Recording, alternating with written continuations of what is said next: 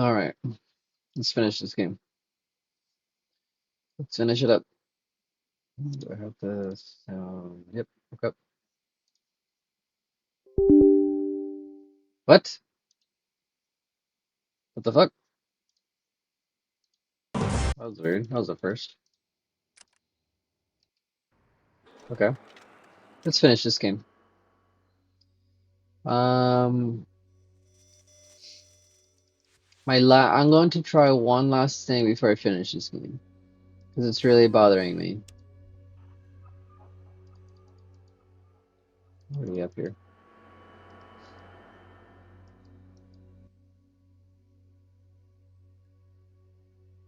Um, I don't think I'm gonna be able to do the whole thing. The Supermutants bringing the Supermutant hunters or the Mutant hunters, bringing them here to like take everyone down.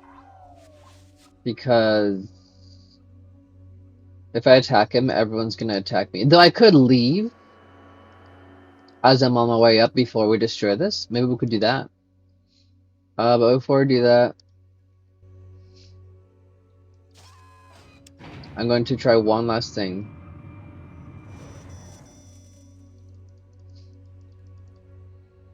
Still could not figure this out. I don't know how to hack him.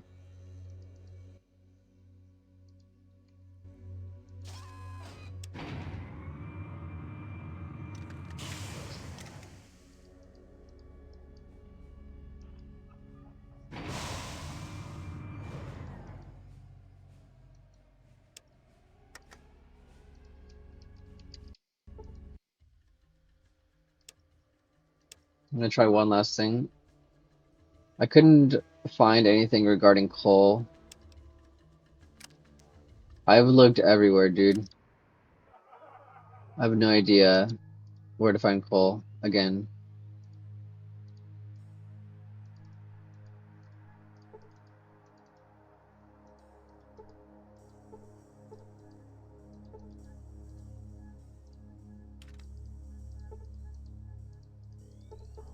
Just doing a quick sweep.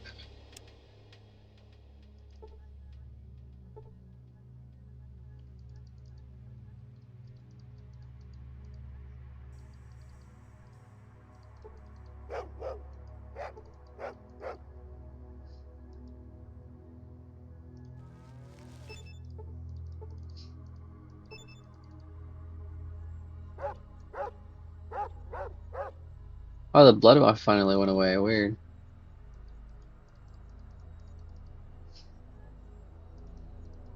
Let's go double check at day and then double check during the night, and then I'm gonna give up because I cannot find where the fuck Cole went.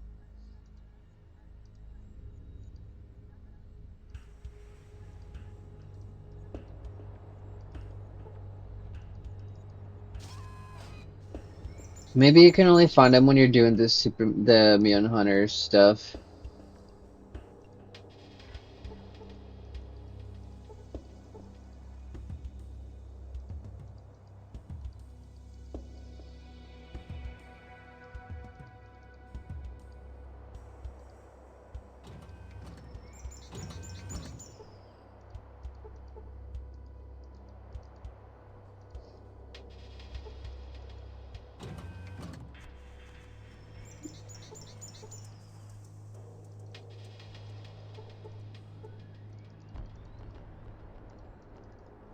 Hmm.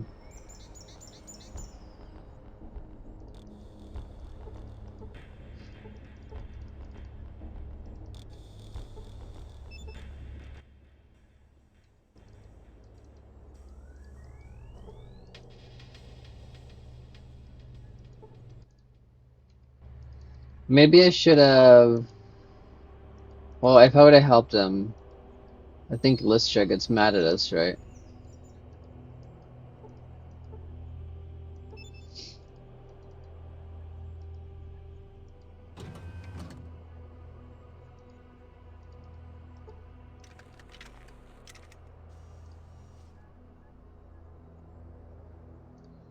Yeah, I don't know. I'm gonna go attack if I go in with a weapon. Let me check at night, and then We're gonna go. You didn't go in here, did you?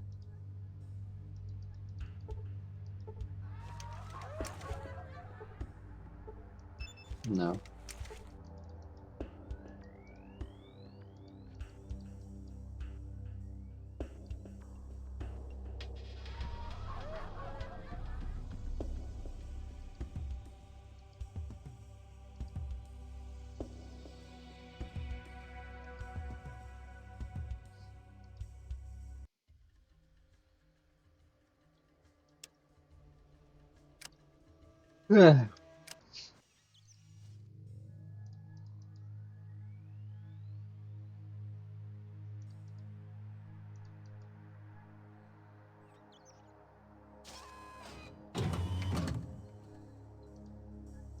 Yeah, I have no idea.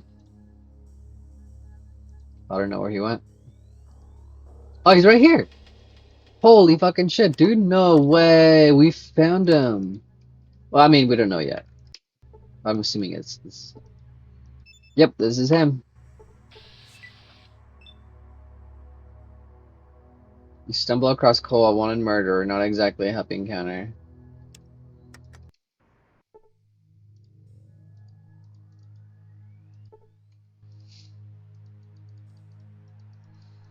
Wow. I found him. Dude, I could have sworn I looked here many, many fucking times.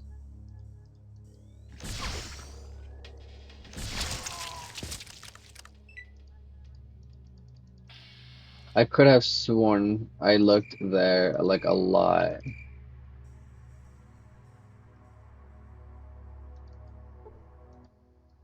The murderer waited for me and tried to kill me, but I got him first, his corpse lying on the street. It would have been better if an Imperial soldier had taken care of him, but you've done well regardless. Our army will reward you. I'll have your payment arranged with your supply officer. Go to her for your caps. May you enjoy them in peace. We did it.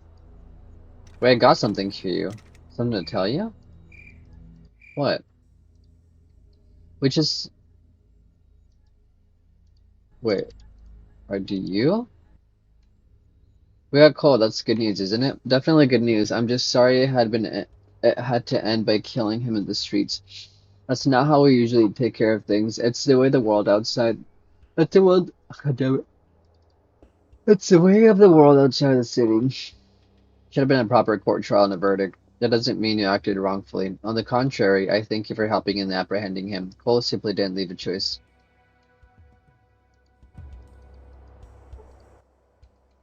I didn't actually think I didn't realize that Carrie was the one that said the thing about the plans. All right, so now can we clean this up? We can't do this one because we're gonna. Well, we might be able to do this one. This YK32 pistol thing though, we cannot do anymore. I think, unless they put it away.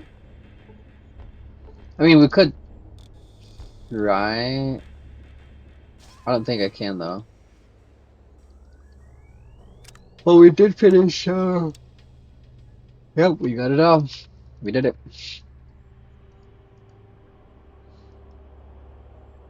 We did it. God damn cold, dude. I could have sworn I looked at that section like a million times.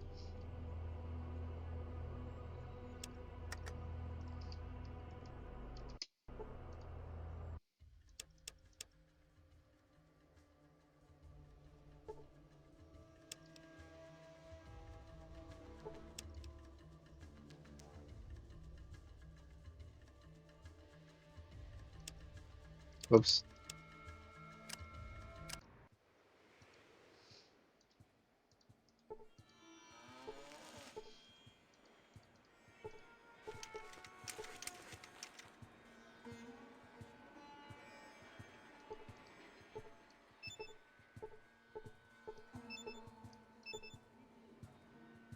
We still need to read all of that stuff too.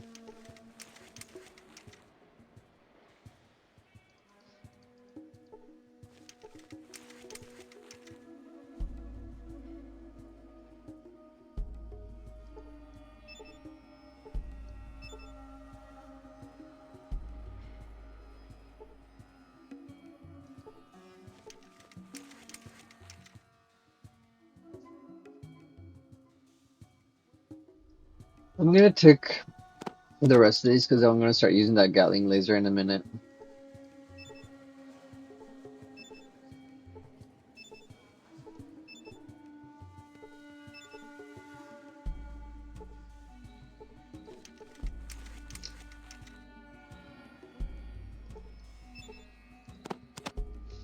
Alright, let's go try it. I could actually also do this. Let's see if he'll take that one.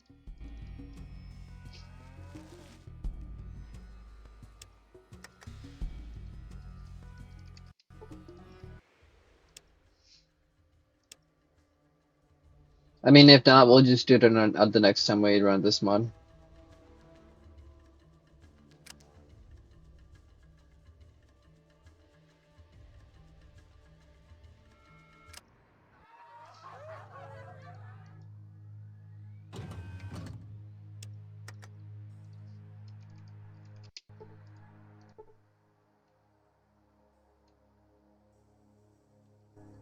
Okay, that's what I thought. That's fine. Here, I'll leave you with the data there so you can read it someday.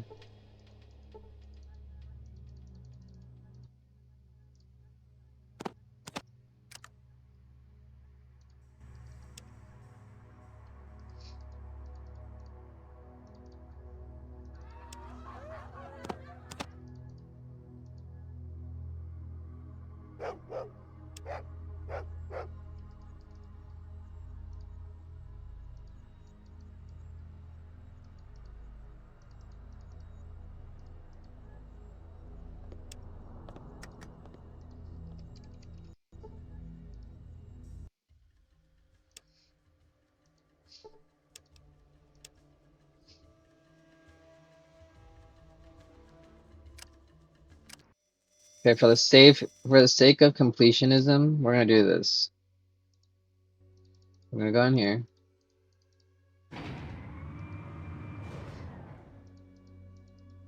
We did all the quests in Rebirth now. We're gonna go here. I'm gonna keep going here. Actually, is there any new names here?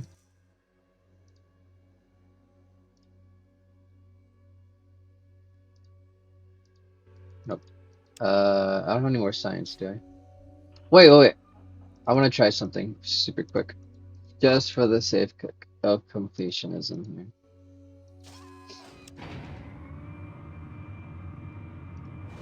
We're gonna go over here. I'm gonna save. I'm going to Pomp Science.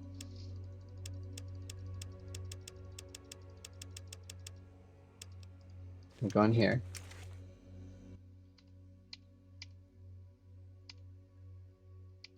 What gear would you like to allocate? Here we go.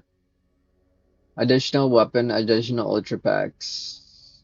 Back to basic person setup. Weapon completed. The gear can be retrieved. Allocate additional.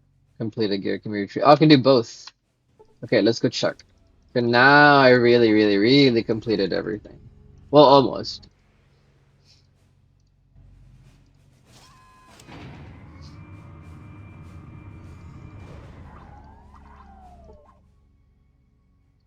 Next, max. You should get a gun. I can give you flamer, rocket launcher, minigun, or super sledge. Rocket launcher. Fine here, and one laser pistol and two ultra stim packs on top of it. He gives you the gear and continues to build. Okay. Is that everything?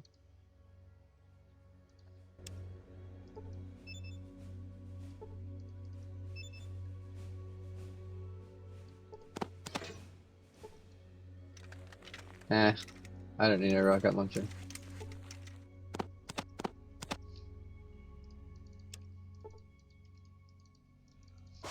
But it's cool that we got it though. Well, we'll have to get our Gauss rifle back again.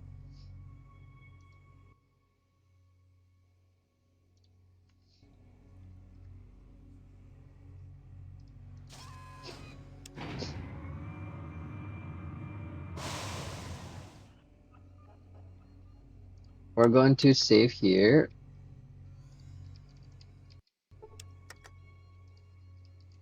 Twice. I'm gonna go in. I'm gonna go here, here, here. File location, Explorer. One moment.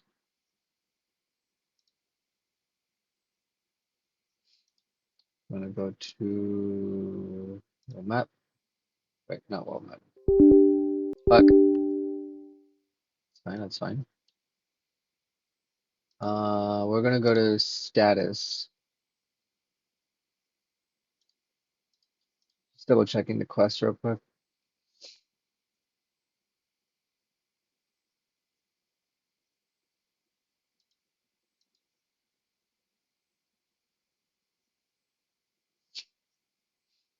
Hmm.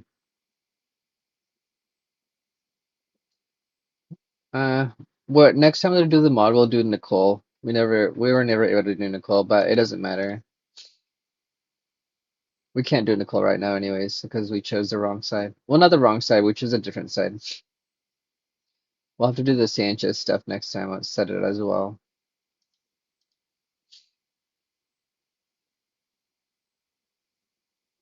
Hmm.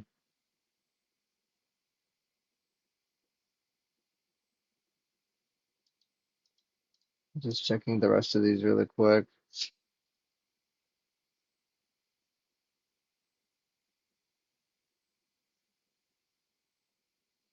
I'm going to put this at 0. I'll leave this one because we can technically do it, but we'll see if we can actually do it.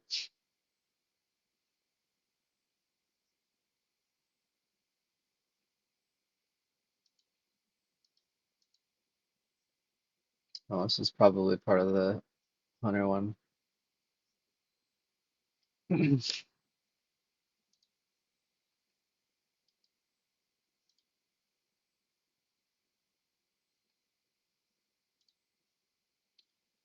It's like we missed a few data stuff. Let's fuck it. Let's add them. Let's read them. I'm gonna add them just so we can read them.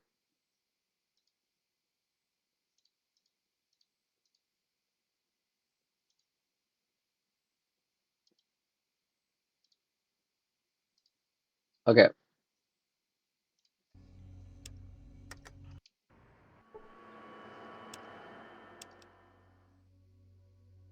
Holy shit, this is a lot of shit. Wait, we have this report twice. Hold on, let me edit that. We can remove that just to make sure there's not a bottom one.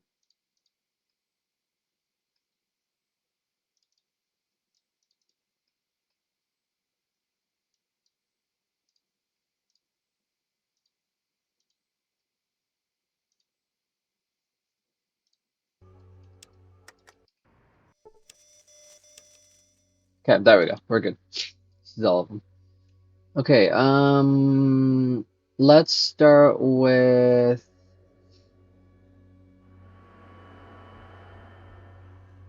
I want to start with killing this guy so we can kill the guy.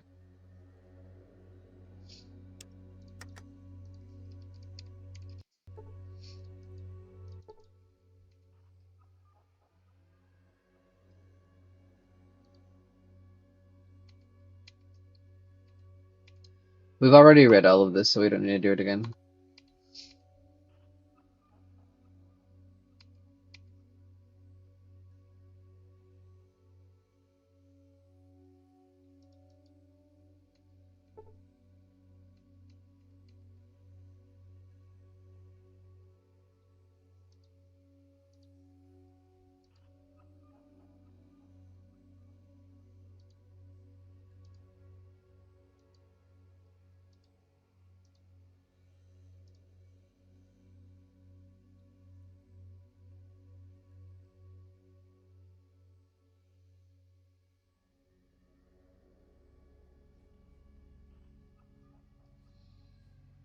Wait, I can join him and like kill everyone?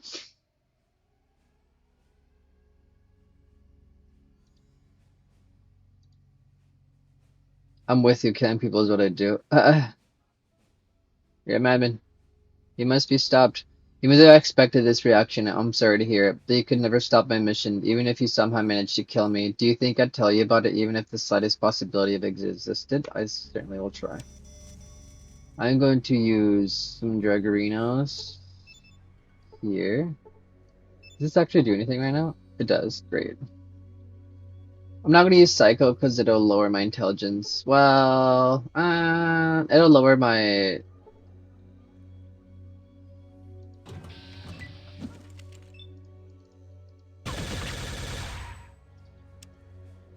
I'm going to switch to my AP rounds here.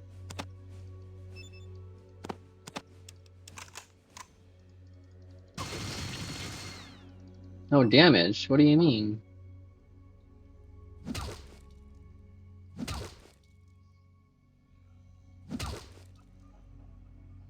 Oh my god. Holy shit. Okay. That does nothing to him.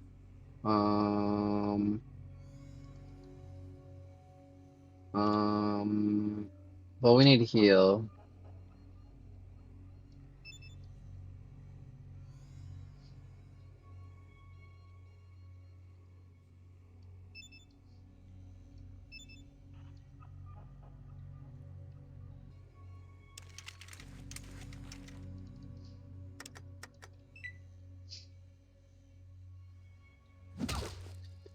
I need to grab my water while he punches away.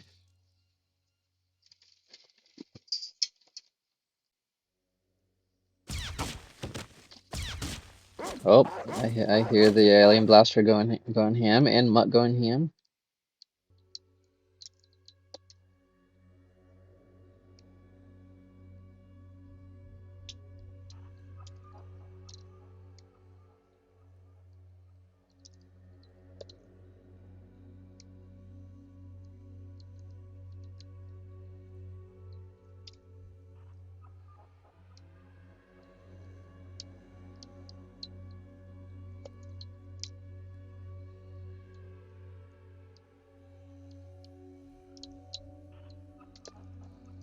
One second, please.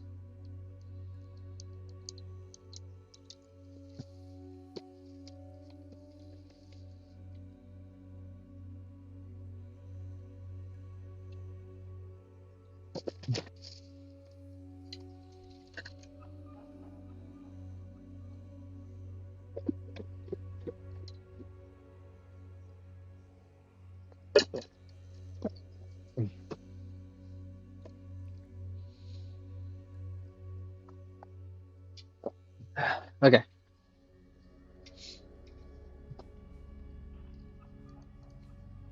Oh, he's knocked down. 8 damage. 14 damage. 16 damage. Fuck. I don't know why I didn't heal that. I was stupid. I'm gonna die. Oh, maybe not. Oh, Lister's dead. Can't have Lister die. Dude, what other weapon am I supposed to use against this guy? Plasma grenades? Pulse grenades? I don't fucking know. God damn it.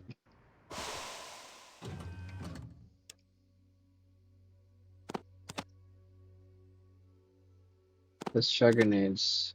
Let me see here again.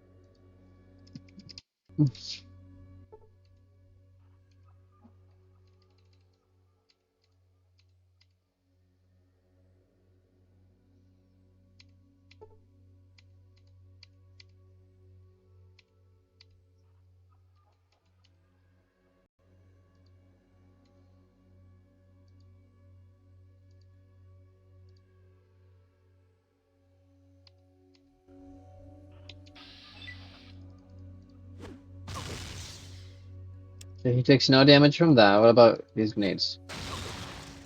8. 8. Missed. Okay, I think my only chance is... Fuck, I forgot to use I forgot to use chems.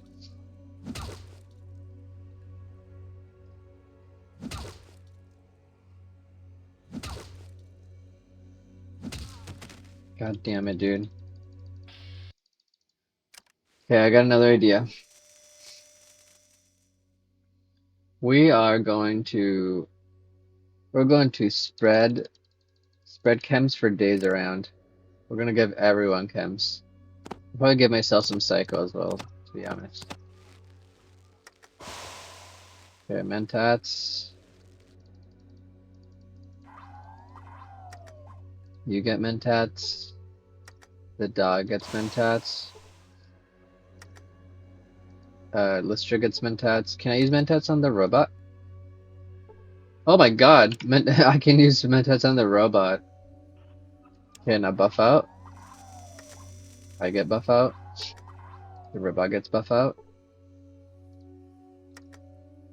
Carrie gets buff out. The dog gets buff out. Lister gets buff out.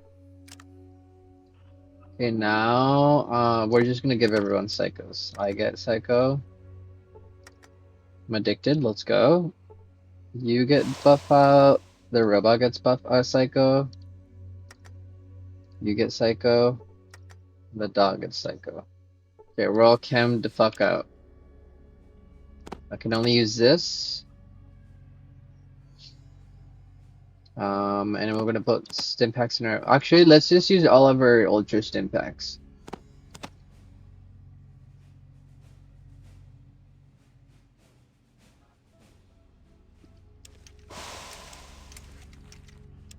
We're gonna do another save here. Dude, if we can't do this with all of these chems, I have no idea how we're gonna do this.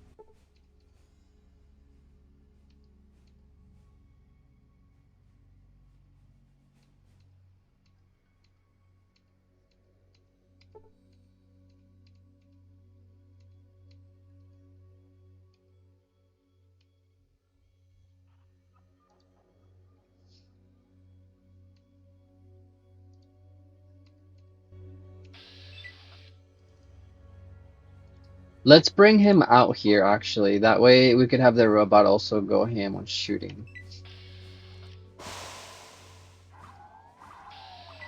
Here he comes.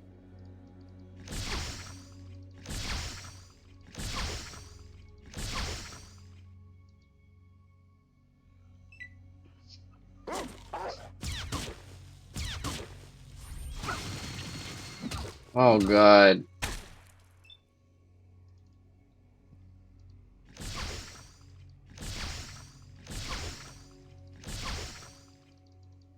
Should I switch? Oh, well, I mean, she does have.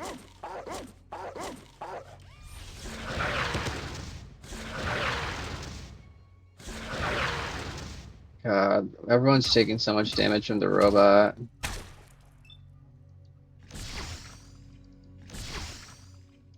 God, he's still at 283. I don't think I could do this. Maybe I could try using the alien blaster from her. Should I try using the alien blaster from her, maybe? Well, it's not even doing that much. She's doing 6 and 18. Oh my god, he used a fucking ultra stim pack? What the fuck? We're gonna have to get everyone super stim packs. I'm gonna give you a super stim pack. I'm gonna give him out a super stim pack. And then I think that's good. I'm gonna step to this.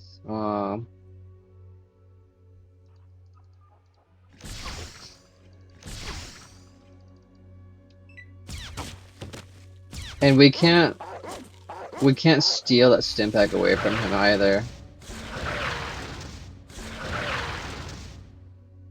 God, Mata's taking so much damage from those rockets, it's ridiculous. Whoa!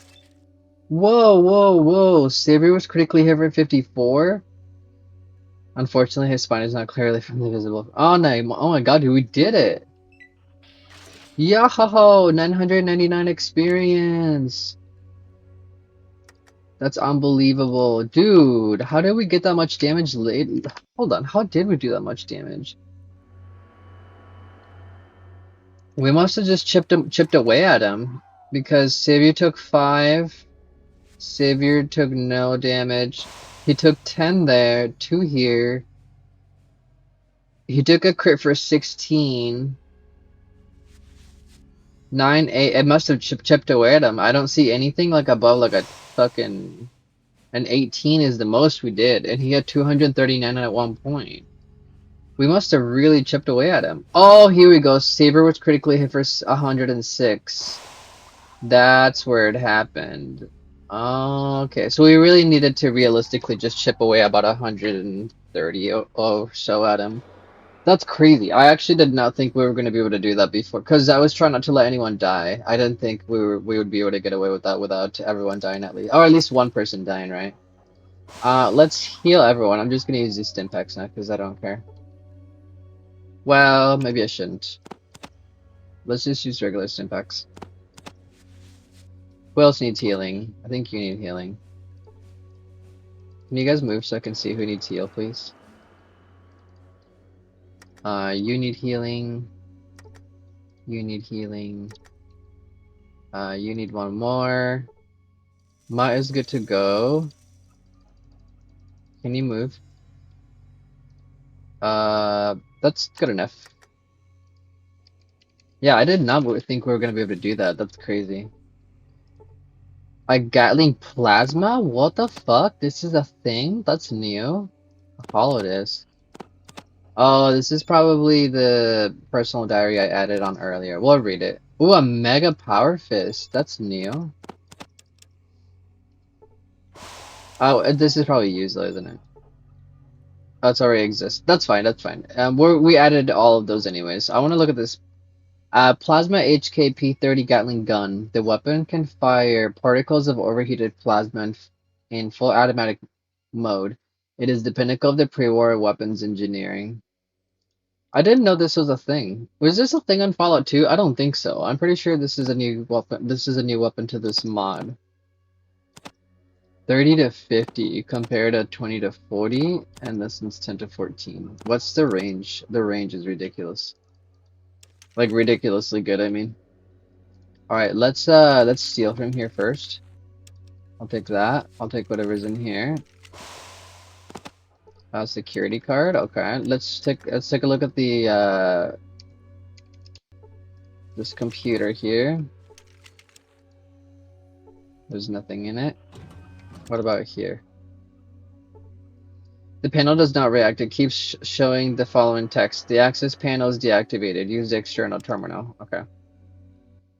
Welcome to the external... The pauses. Welcome to the external terminal of the main computer. This terminal, created for your own comfort, replaces the standard access panel without limitations to any functions. To gain access, you must insert security card. Insert security card. Information about the main computer. Specifications. This is a unique structure created by Vault-Tec specifically for this complex. Although the computer uses a neural network, it can be classified somewhere between the most advanced computers and artificial intelligence.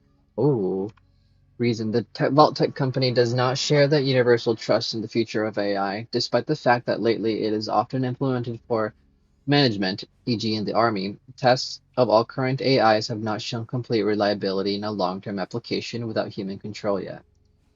Current status. The main computer does not report any malfunction. All systems are working without any problems. Back to the menu. Activate self-destruction. We'll do that eventually. I think for now, we have to finally get around what we've been avoiding for a while. We are going to need to start going through all the data we have not gone through yet. I mean, some of these actually look pretty interesting, so I'm actually okay with that. Let's double check that we got all the quests that we could do. I know I missed a bunch of them because this is an attempt at 100%. This is a completionism attempt. I did not think we would be able to get all the quests we could. One of the reasons is because you have to pick sides, right? You can't like do all of the quests for every faction, which is fine. But I think I also probably missed some quests where I could have done them, and maybe I just didn't like do them correctly. But with the quests that we could get as much as we could, it looks like I was able to get them all. So like we got everything I could find in New Hope, right? Rat Hole, we got everything I could find. Set at Lost Town, we did everything we could find. Korath, looks like we're good. There, everything's done. Scrapyard, everything's done. Albuquerque. This one, bring information to Sebastian about Rebirth. We could technically still do. I'm gonna see if maybe it's doable. Because if I do this one, I want to be able to do these two. We can only pick one of these two, right? You can't do both. So we could still do these. But if not, then we'll do it on the next time we run this mod. We're gonna pick the Mutant Hunter side instead of the Imperial side. Imperial City, we finally got coal, so we were able to get everything done. And then Rebirth, the only thing we have left is to stop Rebirth destroying the base, and then free the prisoners. So we'll do that. All right, let's start going down the data list. This is gonna be a lot of reading, but I want to get all the lore because lore for this mod is actually really good. I'm surprised at how good it was, or how good it is. Okay, so treaties on mutations. Oh god, starts with 7 pages. Okay. You're welcome to not watch this part if you're watching this. You're welcome to just skip if you're watching this on YouTube. Or you can just listen to me read for like the next while. Okay, this is called Treatise on Mutations. Why is it that an organism is plagued by mutation? What causes some to be born with the defect we call mutation? What causes the creation of mutants? Let us first briefly explain what mutations are. As you surely know, the entire blueprint of a human body is located in the nucleus of each and every cell. The information about how a given organ should develop is encoded in the chromosomes, long crumpled sections of the double helix of the deoxyribonucleic acid, DNA. Humans have 23 pairs of chromosomes. Oh my god, it's just straight up explaining what DNA is? What the fuck? Okay, on these chromosomes, let me click real quick. In specific places known as laci, stretches of DNA are positioned. They are responsible for the creation of a particular trait or a set of traits. We call these stretches genes. It would be best to compare them to an individual page of a construction manual. 4 molecules provide the genetic information. These so-called bases, adenine, guanine, and cytosine, and thymine, for simplification, refer to their initial letters. The combination of these 4 letters of alphabet of life give rise to all living things around us, including ourselves. Every time a living cell divides itself, its blueprint is copied by means of rather complex process, which provides for precise transcription. During this process, one pair of chromosomes may become subject to a phenomenon called mitotic crossing over. This phenomenon is the reason why it is impossible for 2 identical individuals to be created. Excessive similitude of the genetic code is always to the advantage of a species. When 2 identical chromosomes cross over, an exchange of 2 identical laci-bearing genes of the same type take place. We call them different alleles of the same gene. I don't know if I'm saying some of these words right. Everything is in order. Problems start to occur when chromosomes cross over incorrectly. Then both chromosomes receive a section they already possess and lose a part of their blueprint, which may lead to fatal consequences. Of course, let us for a moment imagine a situation when you have a house built according to a construction plan featuring instructions for 2 chimneys, but none for the roof. Amusing, isn't it? The problem is that here we're talking about the replication of organic and, yes, even human cells. So if the nucleus of such a newly created cell contains a blueprint with 2 nose structures but none for the legs, I think you get the idea. Now this may be shocking to you, but these mistakes are quite common. The process of multiplying genetic information is more complex than any other man-made structure. Millions of structures with the size of just a few molecules participate in it. And even though the entire system of evolution is fine-tuned almost to perfection, mistakes occur quite often. Luckily, there are mechanisms in place to correct these errors, or at least limit their expression. Groups of molecules exist, which we could call handyman, which move along the DNA strand, repairing any issues they encounter. Another important fact is that every human being possesses 2 of each chromosome, whereby each chromosome consists of 2 identical parts, chromatids. Hence, each body cell contained 4 copies of a given blueprint, even if different versions, should one variant be erroneous. Others can replace it. It is as if you lost your construction plans for a single roof and decided to build a metal roof instead. In case this mechanism should fail as well, there still is a last safety backup. I mentioned that these errors in transcript occur quite often. Indeed, it is often as if we considered a single individual. In the course of just one day, several thousands of such errors occur in the body. However, it is important to keep in mind that in average, a human body comprises cells in numbers reaching 20 digits, and this amount in several hundred transcripts that result in irreparable errors are easily overlooked. You may be aware of the fact that even though each cell contains a complete blueprint, it partakes only a certain part of the construction process. This means that if, say, a foot cell loses its blueprint for the nose, it does not matter. It wouldn't use it anyways. The odds of an error affecting the exact section of the blueprint used by a given cell are very low. However, as with all complex processes, here too we have find a large but. This issue is represented by human sex cells, the spermatozoa and the ovum, and their development, which is more complex than the development of bodily somatic cells. They go through a phase in which they possess only a single chromatid of each type of chromosomes, i.e. all the plants.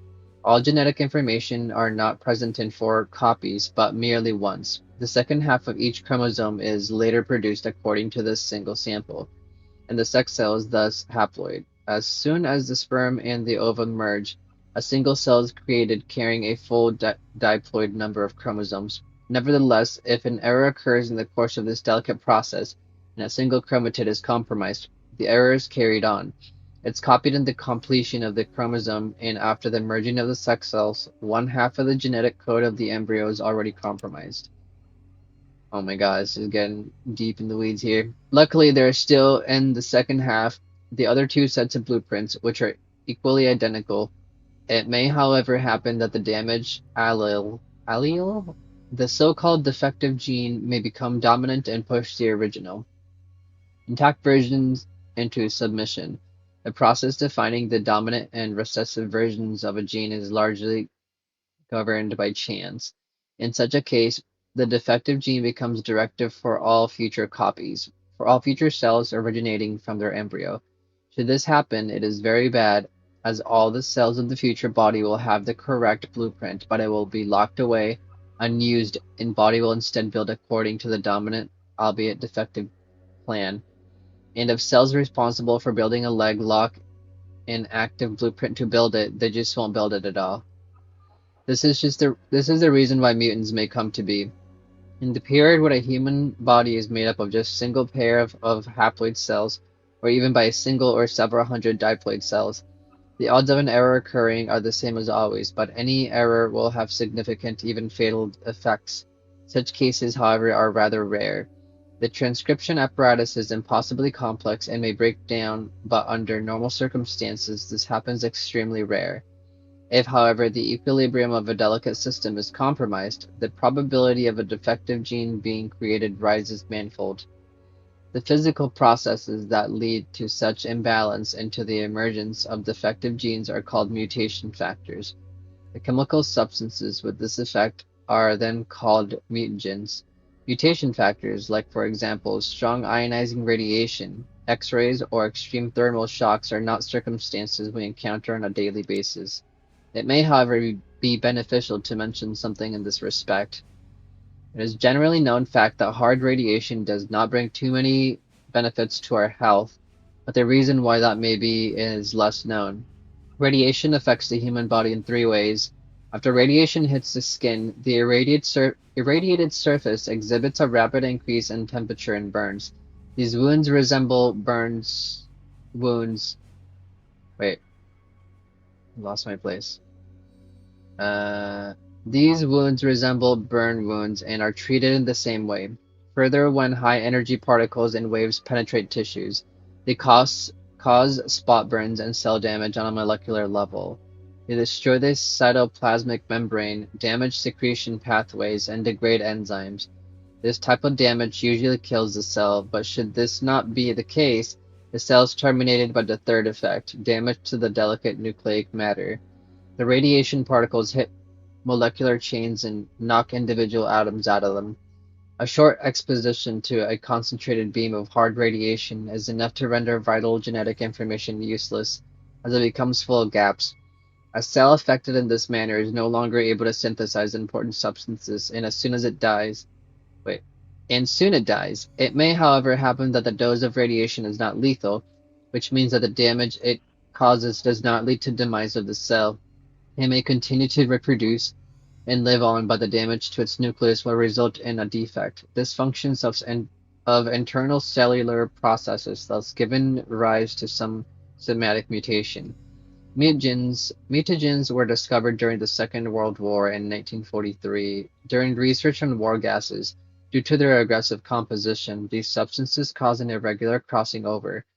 They impact cell division and the copying of genetic information, insert defect molecules into genes, and deprive and depyridinate, I've never seen this word, the DNA string, cracking individual letters out of it. Alkylating agents are considered to be supermutagens as far as more common substances go. Cigarette smoke, some solvents, and benzenes are mutagenic. There is a third mutagenic agent, viral diseases. When a virus penetrates into the cell, it writes over a part of its code by its own, just as computer viruses do. With time, the virus destroys its host cell and moves on to the next one, but it may happen that a viral infection suddenly subsides. Virus multiplying inside the cell change and stop harming it, or further replicating and might even be halted. The cell survives, but its genetic code is damaged. Some sections are missing, others are shifted, and there may even be completely new sections created by the virus. This might lead to completely unexpected mutations, the forms of which depend on the specific type of virus and the section the DNA string is attacked. The DNA string it attacked. Still, even these mutations originating in viral infection are rather rare, and normally not expressed. You really need to worry that the common flu would cause you to turn into some kind of monster. You really need not to worry. Recently, there has been speculations concerning the treatment of these mutations. The most diverse procedures have been proposed, all of them reeking of quack medicine. Considering what I just wrote concerning the origin of mutations, and you must inadvertently come to the same conclusion. The medication would have to penetrate into all cells, mysteriously find out what is damaged, forget about the fact that the damage as well as healthy sections have the same base content, just ordered differently, and repair it. This is utterly impossible. Not just impossible as far as the current state of science goes, but impossible in principle. That's all. I believe I presented a clear and relevant complex image of the tissue of mutation. But you still have to understand that this is just an overview of a topic of infinite complexity, as it treats the very nature of the most amazing and most complex process in the universe, life. God damn, what a read. What a read. The beginning was a bit dry, but I mean, it kind of got interesting, I suppose. I mean, it's like how it actually works, right? So. Alright, next. Also, I have read half of these already, so I'm not going to read the ones that I have already read, but I will read the ones I have not read, which is so quite a bit. Okay, nuclear attacks in you. 3 pages. It's not bad. Well, 2 pages in like 2 sentences. Okay, just as we are ready for other dangers that threaten us daily, we must also be ready for the danger of a nuclear attack. We know what to do when there is fire or when someone is injured, or what to do when there's an atomic bomb explodes. Let us hope it never happens, but if it does, we must be ready. The explosion of an atomic bomb is so powerful it can rip up trees, destroy houses, or break all the windows, and it can burn you for more than falling asleep while sunbathing. That is why it is important to know what to do if it happens. It all depends on what kind of an attack it is, with warning or without warning. Civil defense is working hard to do all it can to warn us of an atomic bomb before it goes off. When they detect danger approaching, the sound of sirens will warn you. Wherever you are, you hear these sirens, you must head to a vault assigned to you right away. Wherever you are, whatever you're doing, you must stop immediately and go to your vault. It is important to head to the vault that has been assigned to you by the Office of Civil Defense. Only in this way can we ensure a safe number of people will be in each vault. Remember your vault well, because you will not be allowed to enter a vault that is not yours, no matter what happens. Failing to remember your vault puts your life and the lives of your fellow citizens in danger. If you cannot find your vault, it is best to ask the nearest civil defense worker and obey his orders. Civil defense workers know what to do and are doing all they can for our safety, for your safety. We are conducting exercises to ensure a quick and easy evacuation of all citizens into vaults in case of a danger. So you should already know where to find your vault and what to do. Please do not underestimate the importance of these exercises. They are done for your own safety, and you never know if this time, God forbid, the threat might be real. In an extreme case, it is possible that the bombs will explode without any warning. The first thing would notice would be a bright flash, brighter than the sun, brighter than anything you have ever seen. If you see it, you must quickly duck and cover. No matter what you're doing, there's no time to wait or look around. It is important to remain in that position until the danger passes. If you can, duck under a table and cover the back of your head, just to be sure. If you're in a room without tables or in a corridor, duck and cover tight against the closest wall. Try to lay down and from windows and wait, what? Try to lie down away from windows and doors with glass, because the glass could hurt you if it breaks. If you're on the bus, do not wait. Duck into the aisles between the seats from the windows so the glass does not cut you. The atomic bomb can fall when you're outside. It does not matter where you are or what you're doing. It is important to duck and cover right away. It is best to duck against the closest wall, but if there's no wall around, duck on the ground and cover your head with clothing or at least your hands. Even a newspaper may protect you from severe burns. It does not matter if we live in the city or the countryside. We must always be ready for the atomic bomb. Yeah, we all need to be ready. And now you're ready too. You know what to do when an atomic bomb explodes. This holodisk was created by the Civil Defense Administration in cooperation with the Vault-Tec company. That one was a bit... I don't know, that one was written kind of weird. That one's like, compared to the first one, that one's like written for like very common folk. But I guess like if you realistically are trying to like reach out as much of an audience as you can, right? You have to like put it very in very plain text. So I guess that one kind of makes more sense to like who it's written for. Vault locations we've already read, I believe.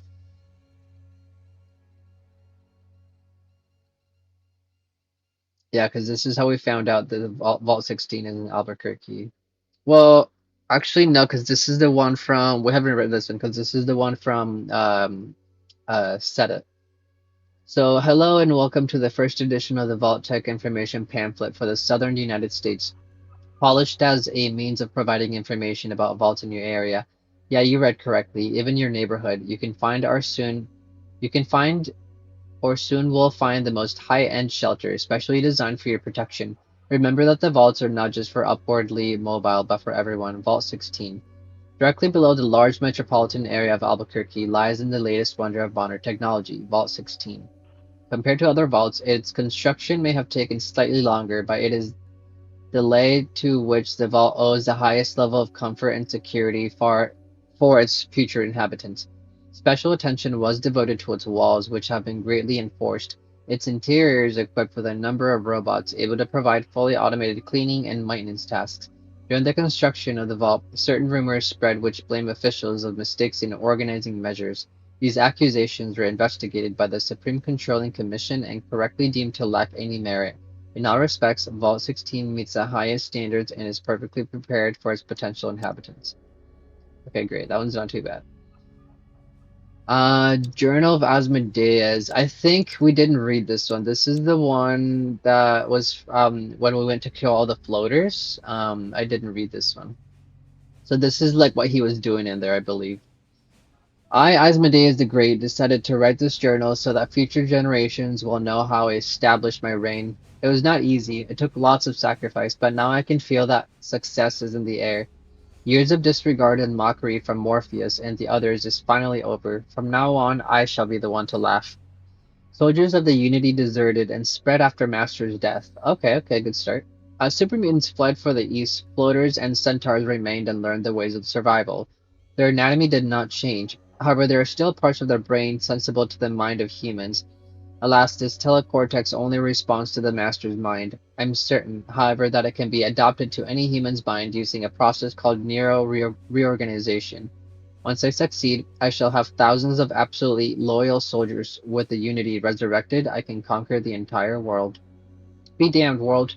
One of the centaurs died today, suddenly without warning. During post-mortem, I discovered that the forced evolutionary virus used as a primary neurotransformer mutated heavily since the last test and ceased to serve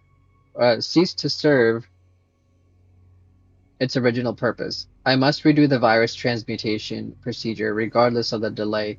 The autopsy, however, indicated that I am on the right track. The neural organizer worked the way it was supposed to in the beginning, altering the telecortex structure properly. After a couple of minutes, the FEV became unstable, attacking the somatic tissue, which unfortunately led to exodus. Obviously, the mutation must be regulated somehow, as it is currently too excessive. Experimenting with neural reorganization using an altered FEV batch 13024 yields positive results with both floaters and centaurs. The modern plague virus proved to be a good mutation regulator. Good fortune smiles on me. Proof that I was always meant to rule this world. Floaters seem to be more exploitable than centaurs, probably because they have fewer heads. Three young floaters are being altered from infancy. They are showing great progress. My hopes lie with them. They shall become my very first soldiers. I can feel my ultimate goal is at hand. Sometimes I speculate why I was predestined to be the next great leader of the world. I understand now where the master erred. He held down too much, not using all the available resources. Blindly by his utopic vision of harmony, he failed to see that the proper way to establish power only lays through massive violence. He refused to use it sufficiently. The entire unity was smothered in his utopic dreams. It was always meant to fall. The master held back. I shall not repeat his mistakes.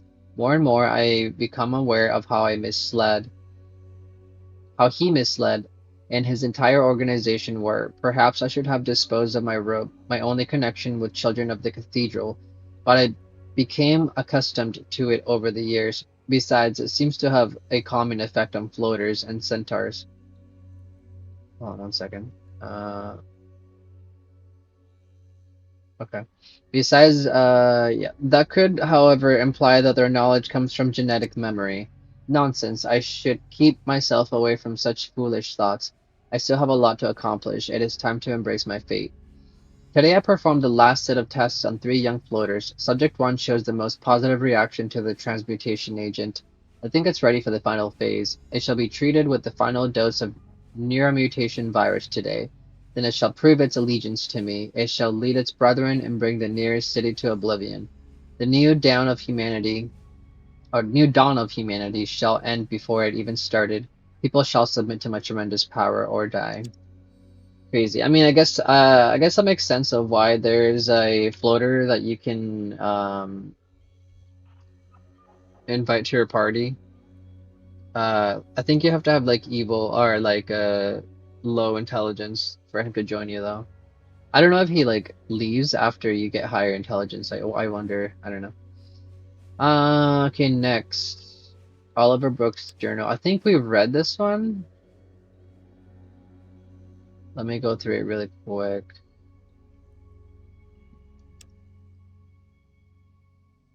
I know I've read some journal.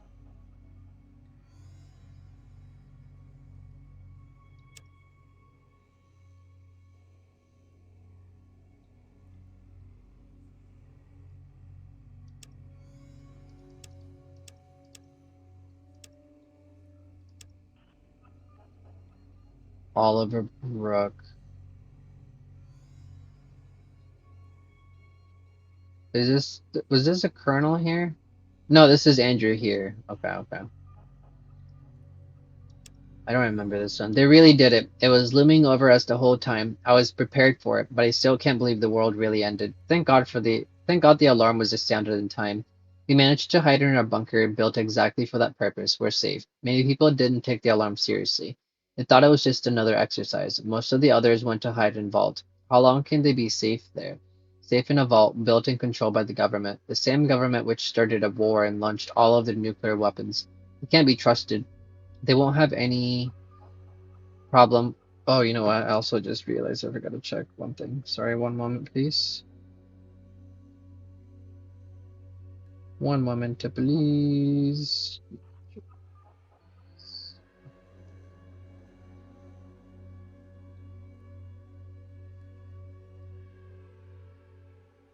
Okay, we're good. Um, most of the others went to hide in the vaults. How long can they be safe there? Yeah.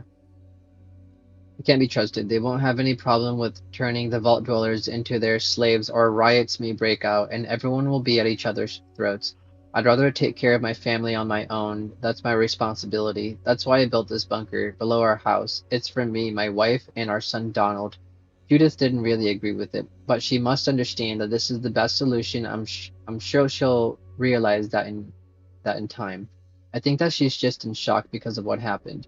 I mean, who wouldn't be? She keeps talking about my brother who has a spot in Vault 16, but he doesn't have a family that he needs to take care of, and he's young. He doesn't understand what responsibility is yet. God, I hope he's all right. A week has passed and we're all still feeling a bit dazed. Me and Judith often go through the whole day without talking, her merely dropping a venomous remark from time to time. Something about living in the accursed hole underground. It will take a while before she accepts the terrible fact that we're going to be stuck here for many years. I know that, but she's starting to get on my nerves, and Donald is constantly asking stupid questions. He's just 6 years old and he doesn't understand what's going on.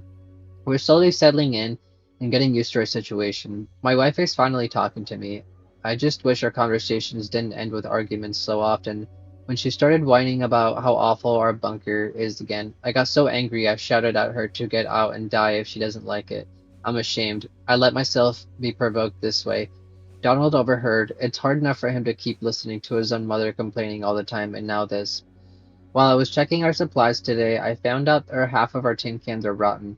They're completely inedible. We could get food poisoning from them. I'm certain that I stored them properly according to the expiration dates.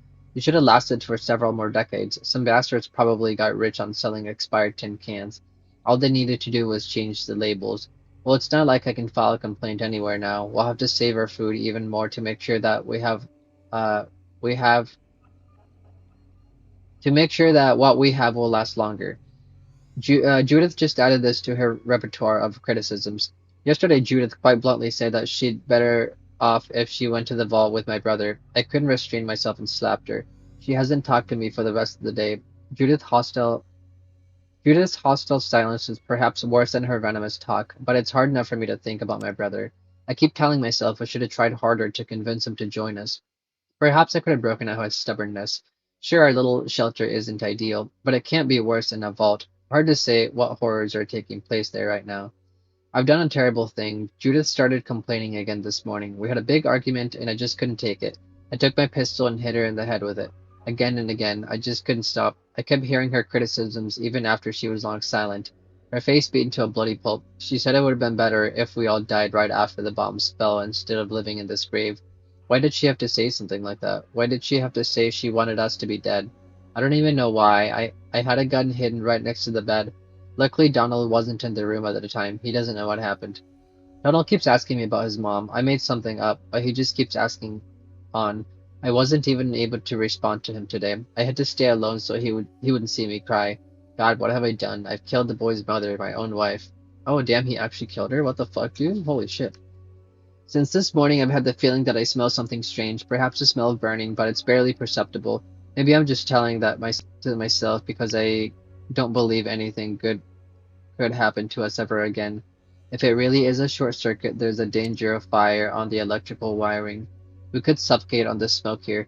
I'll have to check all the cables I can get to. Maybe I'll stop thinking of Judith so much during work. I still see her bloody face before my eyes. May God forgive me. The smell's more noticeable than yesterday. I've discovered what the problem is. It's worse than a short circuit. The air filters aren't working properly. The dust from the outside keeps getting in. With every breath we take, increasing doses of radiation. I don't know how to repair that. I've tried nearly everything. I don't know what I'm going to do. I have to end this. It's pointless. Well, we'd just slowly die of radiation exposure. I can't do that to Donald. We'll have a big dinner this evening, then I'll end it. Donald's being a good boy. He's in a good mood because I told him we'll see his mother soon. I think that I think that knowing it will end all soon, I finally feel relieved. Damn, that's fucked up. That's pretty sad. Alright, next, we have read the donor collections. We did read these, but I'm not going to read those again. Sebastian's speech. What exactly is a mutant? Some say that it is a physically changed human, but they are wrong. A mutant may have been a human once, but once he changes, he loses all humanity. Sebastian's the leader from the mutant hunters, and that's why we must die. And that's why he must die, even if its physical manifestation of mutation are minimal. On the contrary, such a mutation is even more dangerous and must be eliminated. Have the mutants ever created anything of value? No.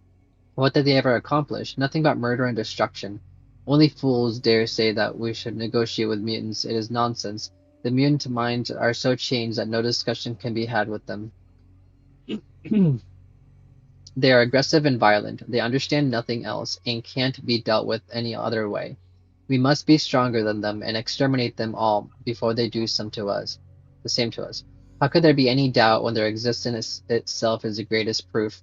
For if a mutant was capable of reason, he would surely kill himself. He would understand how hopeless and pointless his existence is, and would put an end to his torment. But instead, they fight against us humans, so we'll have to take them out ourselves. We must exterminate every last one of them. Mutants don't hesitate to use every opportunity they have to kill humans, and that is why we cannot afford any doubt and must eradicate them all. We must not miss the slightest mutation because it would spread to other pure humans and from them to others. A world without humans, filled with senseless, violent mutations. That's the future we are trying to prevent. That is why every single mutant must die. That's what every one of you here is fighting for, and you should feel proud of that, as I'm proud of you because you're saving humanity, because you're saving the world, but we mustn't rejoice yet. We mustn't relent until the mutants have been wiped out from the face of the earth. Okay, so Sebastian hates mutants. You got that. Mutant Hunter history. God, okay. Forward. Our organization, the Mutant Hunters, grows with every passing day, and this gives me the conviction that we will one day reach our common goal, the salvation of pure humans. From mutants. When that blessed time comes, however, it will be necessary to remember that what proceeded so that the people who fought for the safety of others and everything they had to sacrifice is not forgotten. It should also serve as a warning that this must not happen again, so the mutants and mutations may never threaten the lives of pure humans ever again. That's why I wrote this history of the hunters, which may also be the only thing left after us should the last mutant hunter fall. If that happens, let this document be a moral support for those that would follow in our steps. Let them know that there were people before them that were determined to fight against the mutants, so they may learn from the mistakes which may have led to our demise. Sebastian. I saw the mutants ravaging this already desolate land. I saw the super mutants killing, torturing, and capturing people. I saw pure humans mating with mutants. I saw the hideous monsters that came from such unions, sometimes living no longer than a few hours. It made me sick.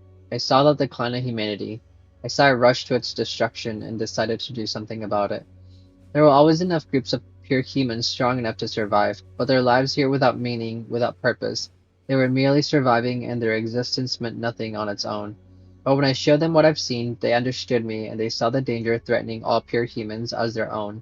They joined me and I united them with a promise that will rid of the world of mutants, a promise that I hope hope will one day fulfill. We helped villagers and towns, ridding them of foul mutants, despite the nonsensical resistance of the local people. But above all, we grew stronger. Not only were we joined by more and more pure humans willing to fight, we also searched for forgotten pre-war weapons and armor that would help us in our fight. This was necessary because units created by the mad monster with the help of the betrayer of the human race, the children of the cathedral, were already spreading across the wasteland. We fought the super mutants many times. We killed many of them, but many brave hunters died as well. Thanks for our efforts, the super mutants stopped appearing in our territory and remained far in the west. But then a new menace appeared, the rebirth of some religion that spread amongst the ghouls, and they, armed with the best weapons people have created before the war, started to pillage towns and villages. We don't know where we don't know where they got such equipment or anything about their foolish faith. The ghouls talk only of someone called Savior, no doubt another disgusting mutant. Not only do they kill in his name, but they also capture pure humans and take them away, but we don't know where or why. so we continued to look for pre-war technology as well as new allies. We found both in the only city that resisted the rebirth in the area, or at least we thought so. We come to Albuquerque, the city that has had already endured a large ghoul attack, and offered our help and an alliance, but we were refused, offered only a twisted agreement concluded in 2157.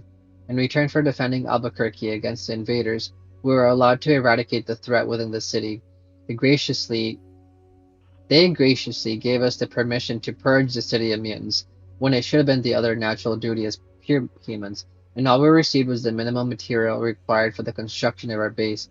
People of the Empire, blinded by their envy, by their easy life. 1 second, I gotta click.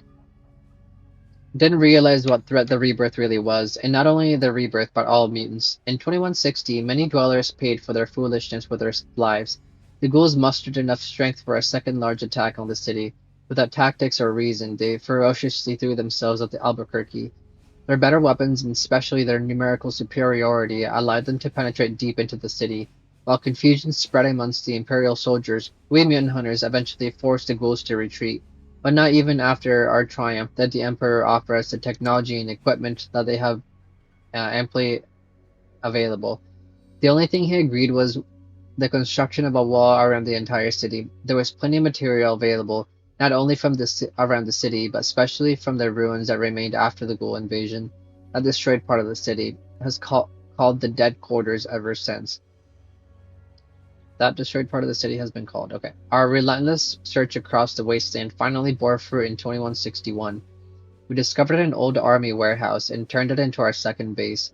Thanks to its excellent location, it remains hidden from the rebirth patrols that frequently appear in the area.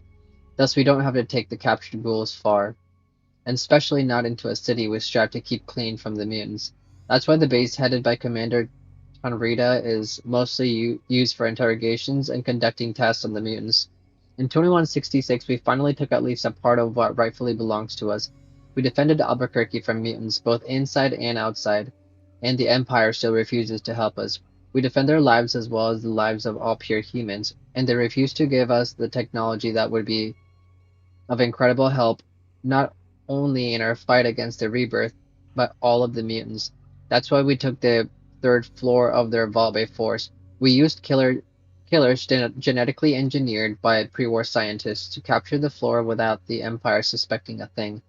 The Emperor responded to the loss of the 2 floors of the vault by shutting the Imperial City off from the rest of Albuquerque, providing that there was no one capable of sensible leadership among the descendants of the Vault 16 dwellers.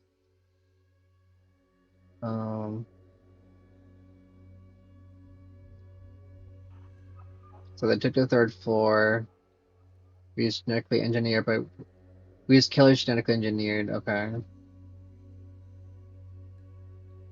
The Emperor responded to the loss of the 2 floors by shutting down the Imperial City off from the rest of Albuquerque. Okay, so this had happened before. Got it.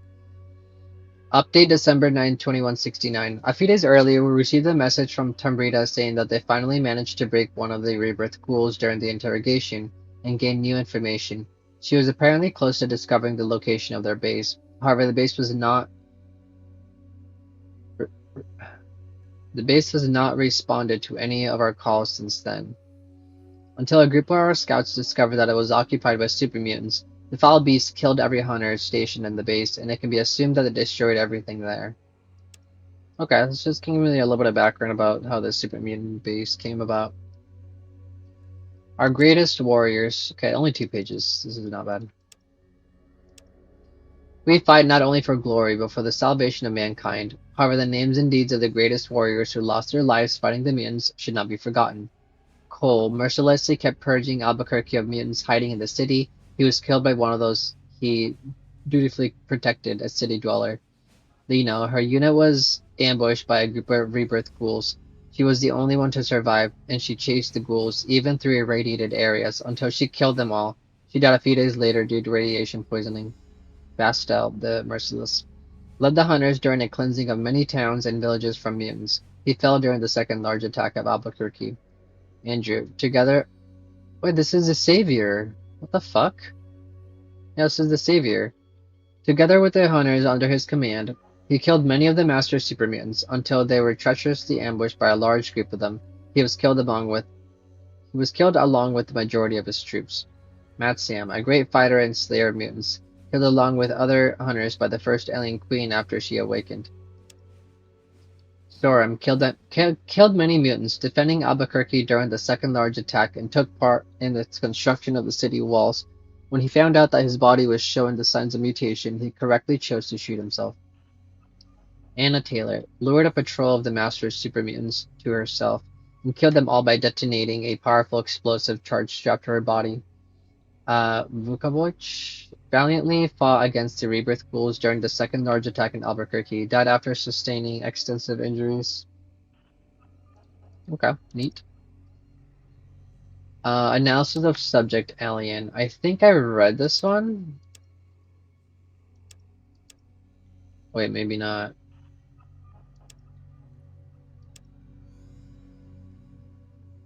Okay, I don't think I read this one. Okay, so this is when I think this is from Projema because it talks about aliens. The subject is a non-humanoid creature moving on two rear limbs. The front appendages are very flexible and transformed into a kind of tentacles. On the optical end of oval cylindrical body is a large mouth with a row of large teeth. Cloaca is placed distally, the tail is missing. The head part of the body has two round protrusions covered by skin. Likely its photosensoric organs. There are no signs of other sensory organs. The epidermis is gray, very tough, and composed of three layers. In addition to the sweat glands, it contains a number of special glands, whose function is unknown. Subcutaneous tissue is not particularly rich in fat.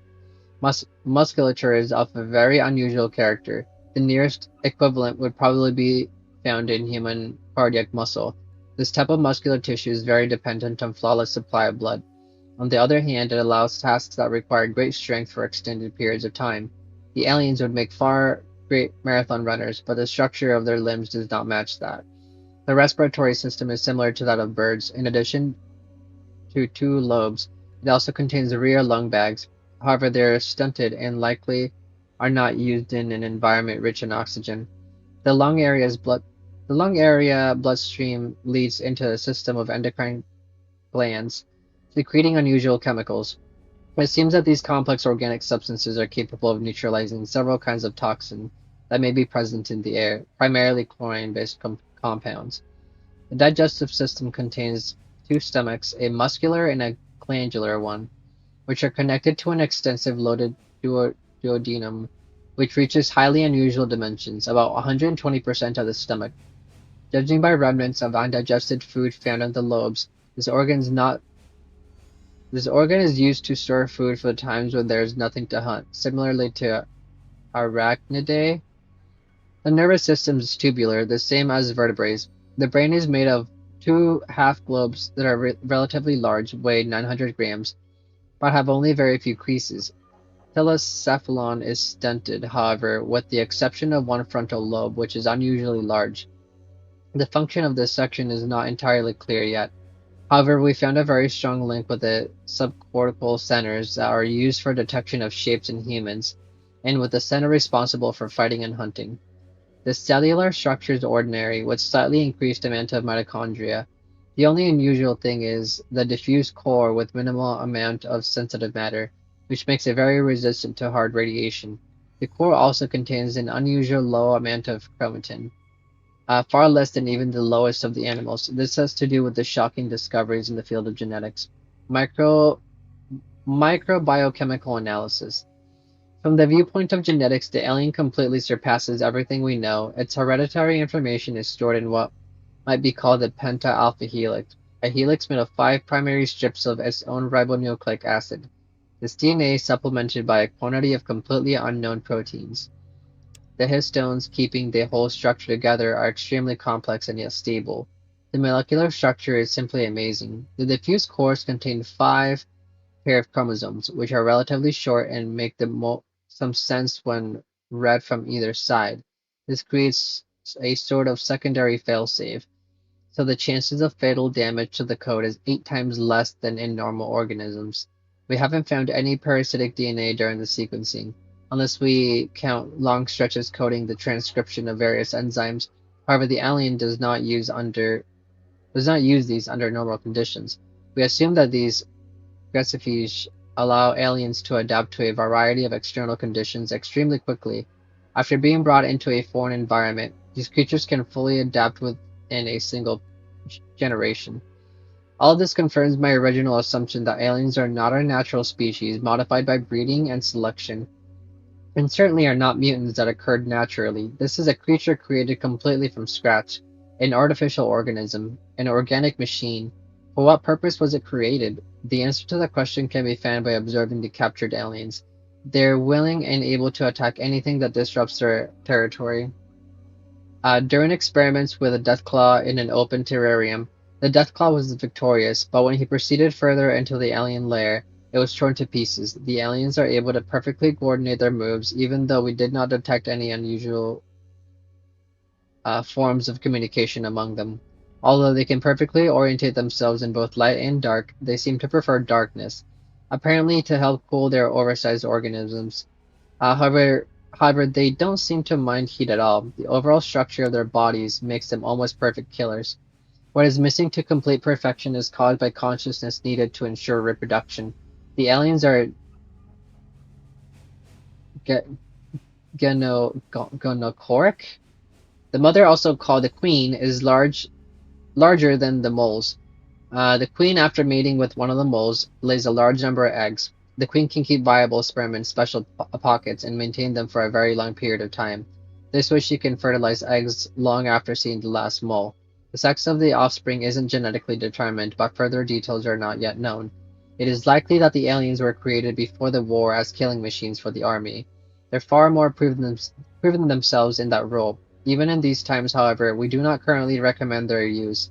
The pre-war scientists managed to build into them only a one control mechanism, a so-called genetic clock. As we have already stated, the alien's genome is grouped in 10 chromosomes. That is not entirely accurate, as there is one extra, non-paired, short chromosome.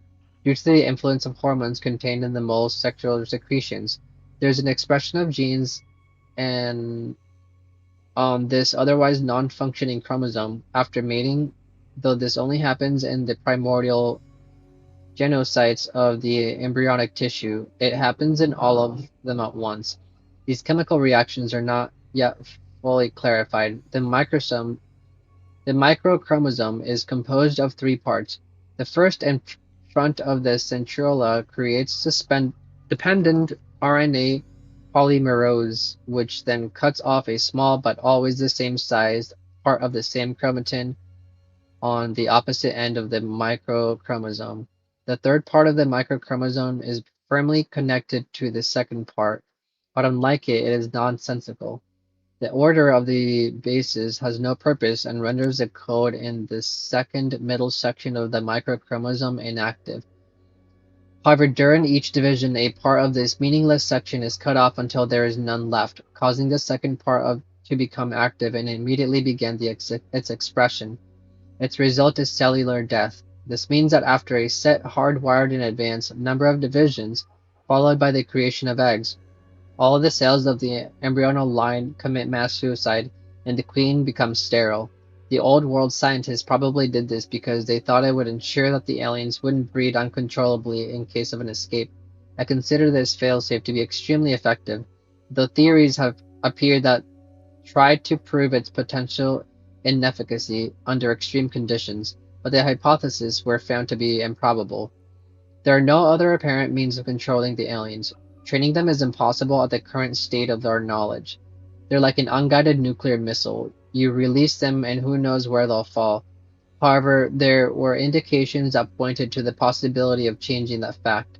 It seems very likely that in the future, after more advanced research is done, we will be able to understand the structure of the alien brains and use this knowledge to control them.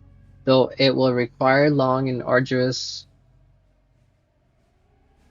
effort from the entire science team, we believe that it will be success. Signed, Team Number One. Uh, sorry, 1 second. One moment, please.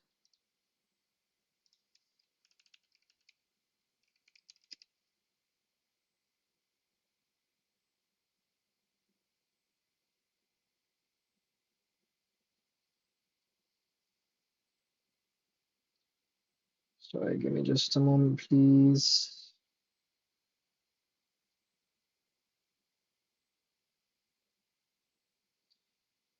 One moment.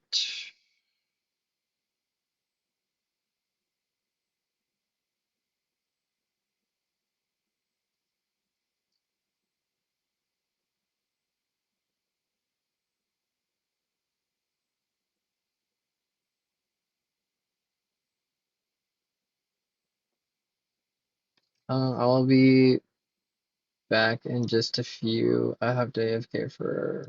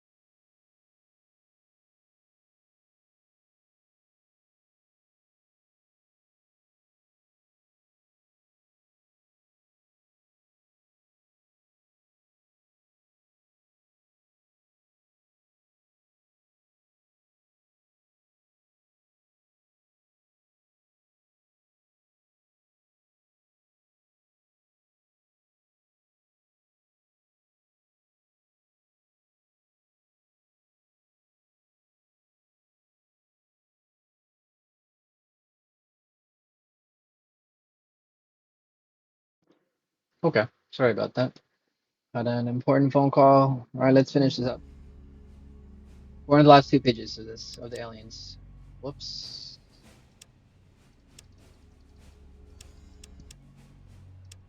Okay, reconnaissance team report. Selected passages. The second reconnaissance team discovered a large complex of cryochambers on the third underground floor. Five of them were active, but three seemed to have met a fatal accident in the past. There was only some sticky biological crap inside. The other two chambers contained unknown organisms. Some idiot from the team triggered the unfreezing program on one of them, reviving the organisms. According to the first report, it just waddled around in confusion and tried to orientate itself, but at a moment after we heard only screams and gunfire. The foreign organism clearly proved its vitality. It massacred the entire first team, as well as the second one I dispatched. When I arrived with more people, all 8 hunters were dead, mostly torn into pieces. We lost the creature. It likely escaped into the wasteland using the ventilation system. I've called squads to the unfreezing of the second organism and oversaw the process personally. As with previous cases, it was a queen of this species that someone idiotically named aliens. As the queen started to regain her life functions, we pumped a large amount of tranquilizers into her, so she didn't fully react. However, she still managed to kill one man that wasn't careful enough. We merely tied her with several chains and placed her in a transplant container, in which we managed to get her into our base without a fuss. There wasn't anything else of use in the military base. We discovered, except various large scientific devices, most of them non-functional. However, since the base is too far, it wouldn't be worth it to disassemble them and transport them to Albuquerque. That's why I had the base destroyed using the local stock and industrial explosives. The underground floors were systematically buried, and the surface floors were blown up. Commander Torino. Oh, so they're the ones that blew up the Pajama place. Okay. Terminator report. Did I read this one? I think this one I may have read.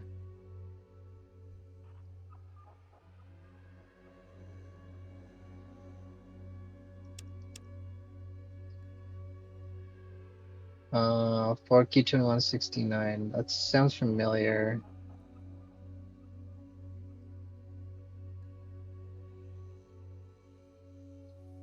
Well, let me read a bit and see if I remember. It's been a while. Mild rebirth activity in our area, which began in February of this year, still persists. Once again, we came across several units heading towards the north and northwest. The goals are after something, but whatever it is, it's not this area. We have completed the last batch of Dr. Yutzen's test on our test subjects. I will attach a second holodesk with the results. We do not have any more test subjects right now, although I have to thank Yutzen for the excellent show I got from the reactions the mutants had in his substance to his substance. It's not suited for practical application because it took them too long to die. The scouts caught a large rebirth ghoul in the wastes. Due to previous failures in gathering information, I'm going to take care of this tomorrow interrogation personally. After 4 hours and 22 minutes of interrogation, the ghoul finally started talking. He gave us a lot of important and serious information. The rebirth has a base in the Voltec Research Complex, which contains a machine capable of regenerating tissue, which is thus able to transform even a ghoul into a pure human. However, this procedure requires donors for the genetically pure humans from among them. This is the reason for the rebirth raids on the human towns and villages. I'm pretty sure I've read this one. Yeah, because it just talks about the once a year thing. It talks about how he was able to. Oh yeah, and then talks about the password in your life. Yeah. I did get. I did read this one. Okay. Pulse weapon research we did read because I thought it was cool. Imperial Army armor. We have not read this one. This one's. I don't know where this one would have been. This one is just the one I just added from the. So I'm not sure if this one was either like added at all in the game or I must have just missed it somewhere. In the period after the opening of the vault and the subsequent resettlement of the surface, our military encountered numerous hostile groups.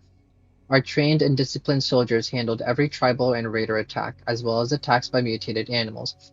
However, in order to ensure greater security and to unify the representative look of the Imperial Army, the development of a new unified element of personal defense begun. The basic requirements that shaped our ideas were high resistance to explosions and fired projectiles, low production costs, and the possibility of serial production in large quantities. The concept of a system of anatomically shaped metal plates worn over one's clothes appear ideal for this. Such armor had to be designed to avoid impending the movement of the wearer while still offering maximum protection. For the creation of the corpus, a quarter-inch of high-quality boiler steel was used, reinforced with an additional welded layer of the chest and back. Flexible components are made of 50 layers of Kevlar fibers, and clamping elements are made up of strong Brahmin leather. The inner lining of the armor is made up of 10 layers of Nomex. The armor is welded, the moving metal components are connected with screws, and the fabric and leather are riveted to the metal. Practical tests have shown that the armor provides complete protection for the chest, shoulders, and back against both stabbing and cutting attacks. The new armor also seems highly effective against the commonly used soft-core ammunition. The Kevlar parts are, of course, ineffective against piercing ammo shot from short range. The Imperial soldiers are trained to fully understand this limitation. The option of multiplying the layers of fiber was rejected due to limited supplies of pre-war materials. In the case of deploying the armor against military weapons using armor-piercing ammunition, the survival of the wearer cannot be guaranteed, but weapons of this kind are quite rare in the wasteland. Using Namex and Kevlar fibers of the construction of lining and stomach protection proved to be an excellent decision during the test. Fabric made of the combination of these fibers gives the armor a phenomenal resistance to explosions incomparable to regular metal armor, even in the case of exposure to effects of relatively powerful explosives during the testing. The volunteers only complain about losing their breath. Besides their resistance of the pre-war fabrics against explosion and shrapnel, we must also mention their excellent resistance against fire.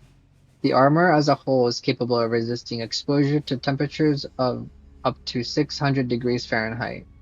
Metal armor with Namex Kevlar fiber has proven itself to be suitable armor for the Imperial Army. It has saved the lives of many heroic soldiers. Each man or woman in active service is assigned a suit of it. Due to the excellent results and so far sufficient stocks of material, it will stay in production for at least a few more years. Let's see. Vault-Tec Biological Research Complex in New Mexico. Well, I think we read this one. Let me go through it really quick.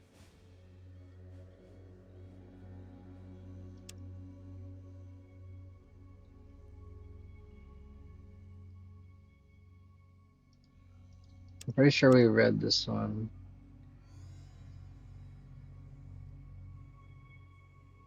Biological Research Complex. Oh, well, yeah, because this talked about. I remember reading something about Gek. I do remember that.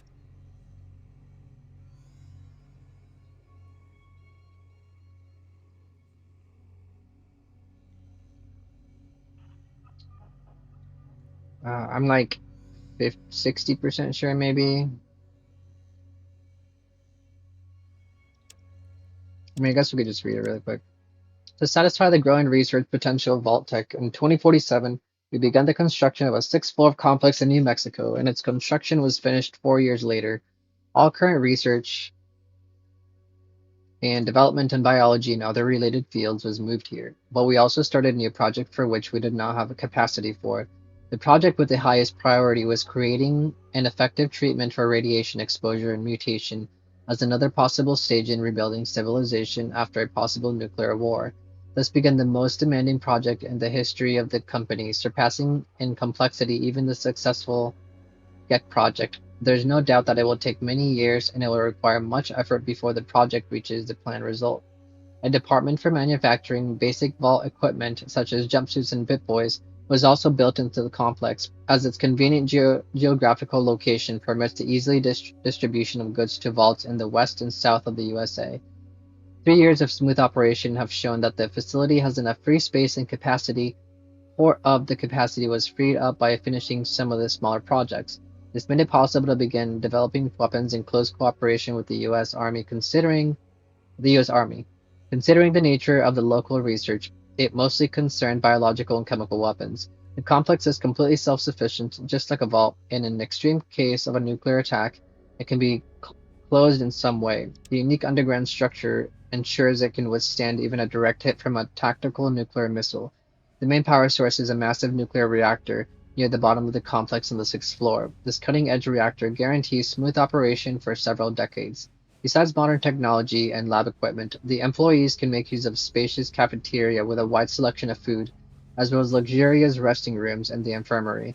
A highly qualified staff have cutting-edge equipment at their disposal, allowing them to perform even the most demanding procedures. The computers are connected to a local network, TechNet version 4.1, controlled by the main computer, that is completely satisfactory even though it is not equipped with artificial intelligence, as Vault-Tec has no confidence in the reliability of AIs.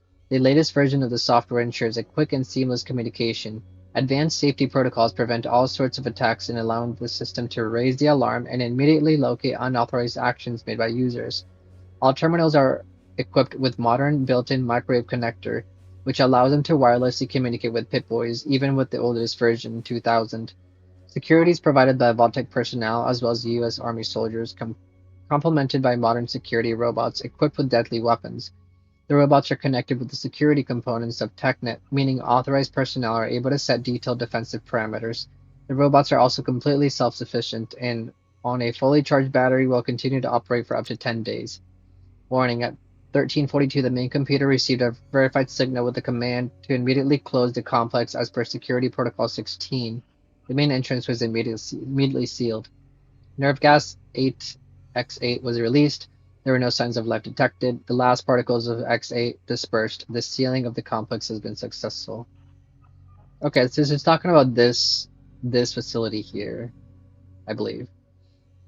The Ultra Stimpak project. The advanced healing medication designated Super Stimpak has proven to be invaluable in combat situations where powerful and rapid treatment is required. However, its negative side effects manifest mere minutes after being administered, were responsible for permanent organ damage and, in some cases, even the death of many soldiers. For these reasons, we have received a contract from United States Armed Forces for a medication with greater healing power which retains none of these inopportune characteristics. The new medication has been named Ultra Stimpak. An increase in healing potency was easily accomplished by increasing the volume of alpha fibrinogen and hydroxyproline contained in each dose. As expected, testing confirmed that these rations are hazardous to humans, with a single dose proving sufficient to provoke a cardiac arrest in susceptible individuals. As a result, our labs began developing a mixture of suppressors and calcium ion emitters, which, when combined with basic proteins, should mitigate the Ultra Stimpak's undesirable side effects without impacting its healing ability. Batch 503 managed to reduce the potency of the side effects, while 518 blocked them completely. However, more thorough testing later revealed that Ultra Stimpak's effective service life was limited to 2 or 3 weeks at most. After that time, chemical decomposition occurs, weakening the effect of molecular markers. Tropocollagen structure then manifests as in batch 503, or lead to collapse of control mechanisms with fatal consequences, as seen with Super Stimpak. Further development was consequently focused on a stricter control of glycoprotein distribution, especially with synthetic fullerene-based nanocapsules.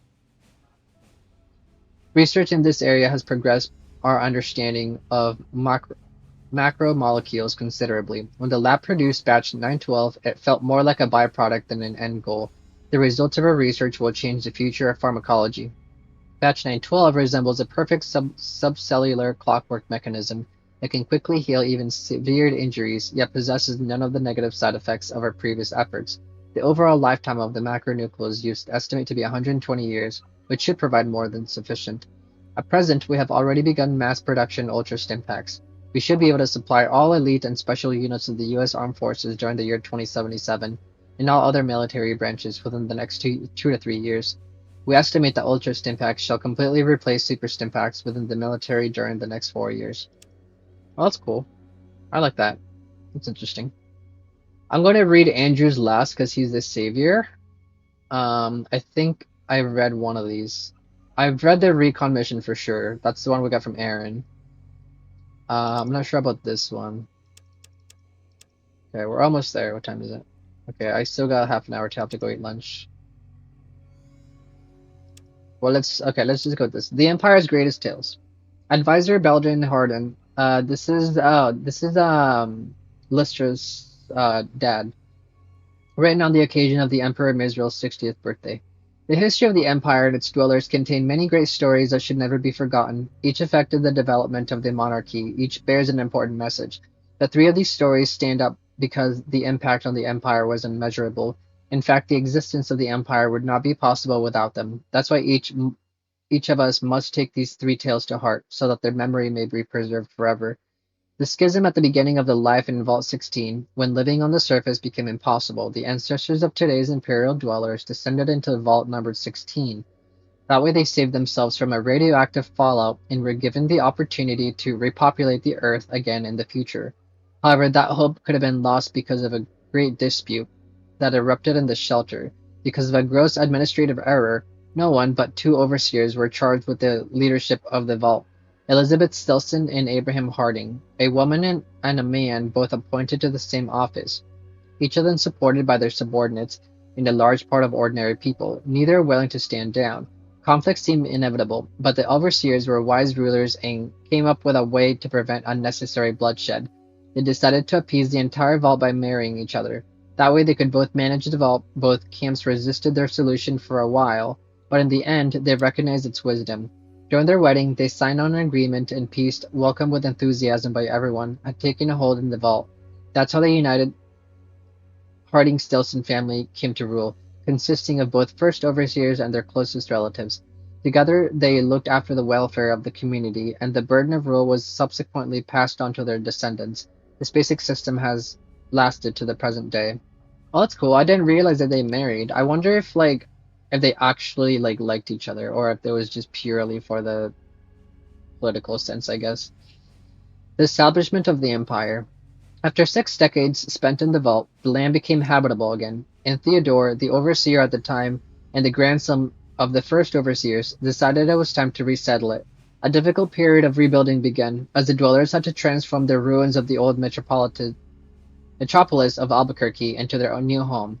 Many demanding tasks awaited them. They learned their practical use of old world technology, defended their emerging city from enemy attacks, and made contacts with the surrounding settlements. Overseer Theodore wisely led them and always showed them the path they needed to take. When 11 years had passed, he considered his work complete and decided to pass the rule to the people. However, they knew how much Theodore did for them and how important it was for him to lead the city in the future as well. That's why they declined his abdication. On the contrary, they came with a proposal that would strengthen Theodore's position even more, to show their appreciation for his tremendous merits and to make sure their rule stays in the hands of his descendants. They looked at the examples from the Old World, where they learned about the title of Emperor, because the power and majesty of this position proved to be exactly what they wanted for Theodore. They decided to award the title to him. Internally, Theodore was against this, but he didn't want to oppose the will of the people. That's why he accepted the position, but he insisted that at least a council with 3 members be created that would rule together with him. That's how the Empire and the Council of Advisors was established. On the request of the dwellers, only people from Harding-Stilson's lineage are allowed to become advisors, and things have remained that way until today. Great Ghoul attack. This is the first attack, I believe. Theodore died 5 years after the formation of the Empire and was succeeded by his younger brother Mizrael. Though he's as wise and capable as his sibling, nothing could have prepared him for what it was to come. During the second year of his rule, on the night of the February 6, 2155, the Empire was attacked by a huge number of disciplined ghouls armed to the teeth, bent on ransacking it completely. Despite the surprise of their attack, the Imperial army was able to quickly organize itself and stop the ghoul onslaught. The fierce battle lasted until dawn, and claimed many lives of our best and most loyal troops. The ghouls were slow to retreat at first, and tried several unsuccessful counterattacks, but their retreat soon turned into complete cowardice. But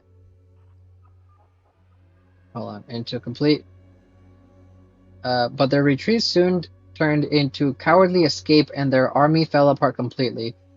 The Imperial army was victorious, but because it lost many men and needed the rest for their direct defense of the Imperial city, the Emperor Mizrael decided to negotiate a contract with a faction called Mutant Hunters.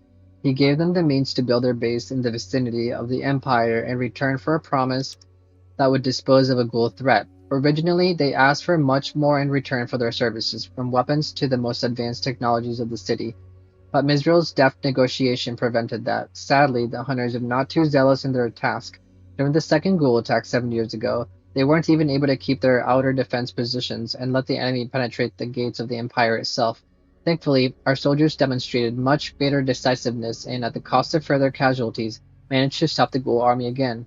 Then, with then, with negligible help from the hunters, they managed to turn them back and force the ghouls to retreat. The Empire demonstrated its strength and the will to survive again. There can be no doubt that a great future awaits it under the wise rule of Emperor Mizrael. I like how they say negligible help from the hunters. Nice. Um, yeah, nothing really new here. We kind of already knew all that, right? We've known about this first attack from like multiple people. All right, next. We have two left. Have we read this one?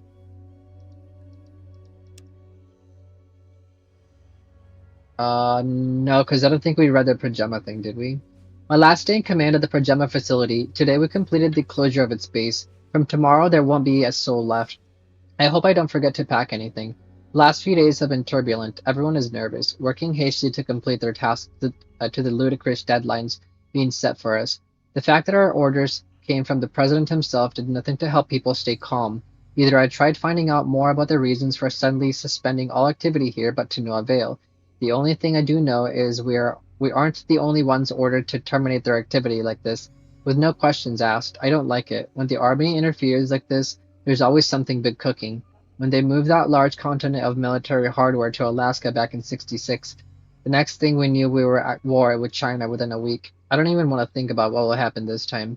I'm sincerely sorry we cannot continue our work. The genetic manipulation project has shown progress, and in my opinion, we are nearing the final breakthrough. Even considering the concerns of some of our scientists that the definitive specimen may not be controllable, we're definitely getting results. I think some of the scientists allocated to the main project are simply being overcautious. Not that I'll take the strange storage of our subjects lightly. I'll personally see that they are placed safely in stasis. Regardless of any chaos that might erupt here in the hours before the closure, subject storage is the one procedure that we cannot afford to get wrong. I believe that in the event of escape, a subject would have no trouble punching through even the sturdiest of the base walls. I'm not sure what's going to happen to the people under my authority. The scientists are murmuring about some large base in New Mexico, a supposed joint undertaking managed by Army and Vault-Tec. They hardly know the specifics. It seems like rumor or hearsay to me. Hell, I don't even know exactly where that base is located. The scientists are just plain curious, hoping there might be a sign there, but I know for a fact they're going to be stowed away someplace safe, maybe even inside the vaults. A handful of the scientists assigned to our secondary project, improving human characteristics, are supposed to begin field testing their result for the Secret Service. Everything is top secret under this auspice of the president. They are to report to the Navarro base in California, and from there transfer to God only knows where. Oh, I've read this one. The soldiers will be released to various other stations, and for me and a few of my people, will be reinforcing the base garrison at Mariposa. I'm curious as to what awaits us there. Okay, I did read this one only because I remember reading about the Mariposa and the Navarro thing. But I mean, it's an interesting one, anyways. Okay, so we have one last one, and then we're good. Okay, last one. Last 5 pages. This is the Journal of the Savior. I have prevailed in every combat situation against the super mutants. We prevented them from spreading further to the east. It had been impossible for those degenerate creatures to outwit me, but this time it was me and my unit who walked right into a trap. How can we defeat them when, besides their physical strength and numbers, they also have individuals among them with tactical skills? When a small group of super mutants can butcher a whole unit of mutant hunters, they hit me several times, but it was the last shot that finished me. When I woke up, everyone was dead. I counted the bodies. One hunter was missing. I guess he survived and went to tell Sebastian we're all dead, including me. I surely must have looked it. I wandered the wasteland, unable to take any course. Then all of a sudden, the ground beneath me collapsed. Right I fell down right into dozens of rotting corpses. By pure accident, I discovered this sixth-floor facility. I found a few stimpaks and got myself together in a couple of days, but my head still aches a lot. Damn it, I've managed to bring the main fifth floor online and settled in the commander's office. I've started a journal. It's possible I'll die here from my wounds, and I want to leave at least something after I'm gone. So this is like 7 days later or something. I'm still alive, so I guess the head wound won't kill me. That doesn't mean, however, that the unbearable ache is gone. I've gone through all the available records about this facility. It was mostly a Vault-Tec research facility. When the nuclear missiles were launched, the main computer received a signal for an immediate lockout of the facility, which meant killing all present personnel within a few minutes. The remnants are all over the place, mostly still intact due to the lockout. Fortunately, I was able to order the robots to clear the floor so I wouldn't have to do it on my own. So many deaths simply to protect expensive equipment. To hell with those who ordered this. I don't know if some of those dying here tried to get outside using explosives or the entrance was blocked on purpose with an explosion as the fastest means of sealing the place. But the fact is that the entrance got so loose due to the explosion and the subsequent landslides that I was able to fall through. I've been here quite a long time, alone. I don't have a very good feeling about this place. I feel kind of emptiness here. The facility was built for thousands of people, but now it's just me, the only person alive. I can't stop thinking about the moments during which I lost my unit. Is it even possible to exterminate the mutants? No matter how many we kill, more and more keep coming. The only way to stop their spreading would be to eliminate the source of the growth. That source is humans mutating into those monsters. I'm afraid the only way to protect genetically pure humans is to kill them before they turn into mutants. That's absurd, or is it not? I've been thinking again, what else is there to do besides that? It was while I was listening to my previous journal entries that I realized something. Humans really cannot be helped. They cannot be saved. Uh, it's too late for them to be saved. They prevented it themselves with the nuclear war. The fact that some of them survived is just a mistake that needs to be corrected. Mankind is in death's throes that that have been God damn it, protracted for too long. The only way to help mankind is to end its agony. One could call it a coup de grace. I haven't been sleeping. I've been thinking about whether I've gone mad, but there's nothing that seems to refute my conclusion. It's more likely that the whole world's gone crazy. A long time ago, humans should have been dead for a long time now. They were always good at killing one another, but they failed even at this when it came time for self-extinction. They're all aware of it, they just don't fully realize it. They keep killing each other to finish their work without knowing the purpose of their actions. I used to be like that. Even the hunters want it. They just hide it behind like a facade of offering help to genetically pure humans. But everybody will turn into a mutant sooner or later. So they are in fact trying to exterminate everybody. Mutations, yes, that's clear proof. Mutations have arisen from the nuclear war to finish what the war failed to accomplish. A mutant doesn't mean a thing because it cannot reproduce humanity. It cannot reproduce. Humanity has always been perceived as something noble, but it was self-righteous humans themselves that defined it so. In truth, it is nothing more than an ulcer that will eventually be removed, but when? The world is suffering. The sooner it gets rid of humans, the earlier someone else, someone better will be able to take their place. The world needs to help get rid of that ulcer before it falls off on its own. That's my purpose. Everything is clear now. Even the headache is gone. Why didn't I see this before? How to fulfill my purpose? I had no idea for a long time until a solution presented itself. Fate has confirmed the rightness of my future actions. A group of ghouls appeared here, not by accident. I could see right away they had been looking for this place. I blocked all doors and elevators to make their progress difficult. While I observed them with security cameras without them knowing, I watched their actions, listened to their words. As they kept going through the facility, I began discovering the wishes and desires and above all their goals. The machine, they hope that thanks to it they can become normal humans again. It's a wonderful invention, by all means, but the scientists who built it didn't reach their goal. They could treat mutations and irradiation, but only temporarily, and finally reached the conclusion that it was impossible to achieve better results, and so they froze the project.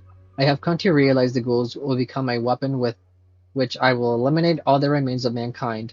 They're already on their fourth floor. I have to hurry. It worked. I still can't believe those fools took the bait. Before they got here, I deleted all the records about the machine and everything even remotely related to it. When they finally came here, I acted surprised as if I hadn't known about them right from the start. I told them I used the machine, but when I tested it afterwards, I found out there was something wrong with it. They were so taken aback that their dream, a rebirth machine as I named it, truly exists, but they accepted everything I told them. It only took me a few days to become their leader. To them, I'm the savior who will lead them to a rebirth of all.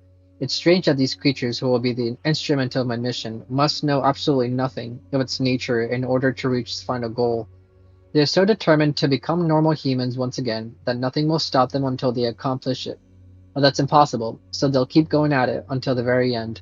The end of all mankind. Maybe then, once they're all alone, they'll realize they stand on the brink of extermination, which must be carried out to alleviate the world of all the remnants of the human existence. As their savior, I'll make sure to direct everything in the right way towards the goal. I'll make them my horsemen of the apocalypse, so even after I'm gone, they'll wipe out all of humanity from this world. Damn. GG's. We did it.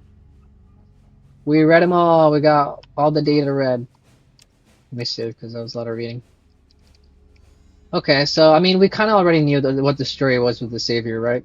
He basically told us like everything. Yeah, and then we just start going ham on the rest of these guys, right? Let me use the rest of my ammo here.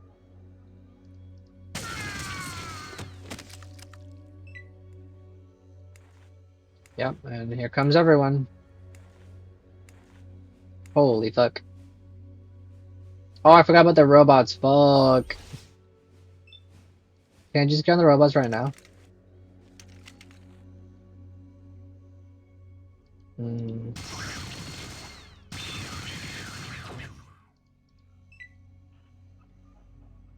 Okay, everyone's gonna group up here. I want to see if I can just burst everyone.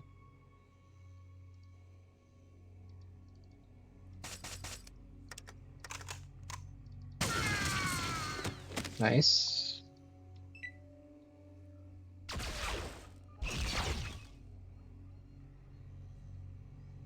I mean, they're only wearing robes, so they're gonna get pretty much toasted. Toasted. The fuck? What was that?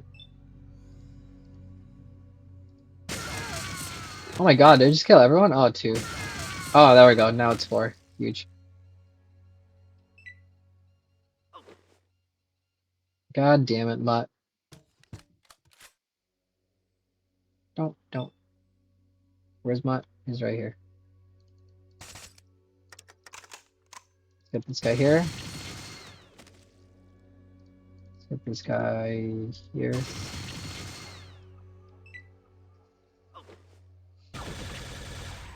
Ooh, I just realized they enabled their force field. Mutt, no! Why would you walk in there, you piece of shit? We need to go rescue Mutt. He's gonna die. We'll finish off this guy. Yeah, there we go. Hopefully they won't kill Mutt in like one hit here. Nice. Mutt! Nice.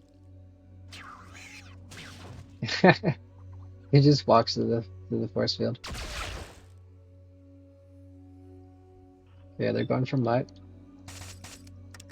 Kill this guy here. Kill that guy there.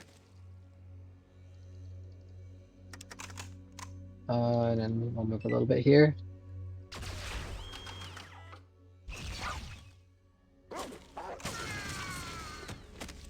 Okay, that's fine. That wasn't one of our guys, was it? I hope it wasn't. Oh god, this guy's gonna start shooting. Oh god, they're all going to Mutt.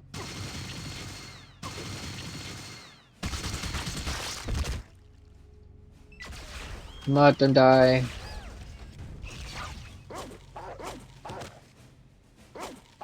Don't die, Mutt. Okay, there goes another one. Comes the robots.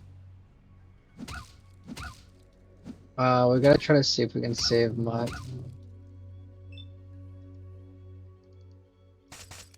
Fuck. Nice.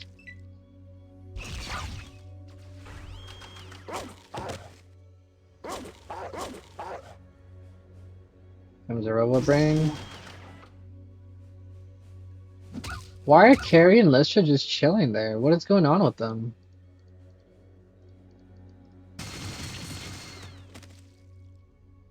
He's got 52. If I burst him, he's gonna die. Oh, that was so lucky.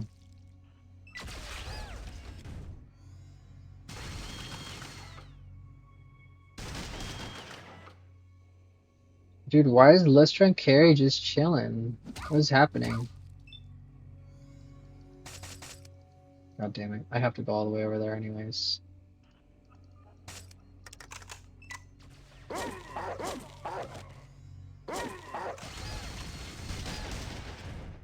Our other robot's probably gonna die.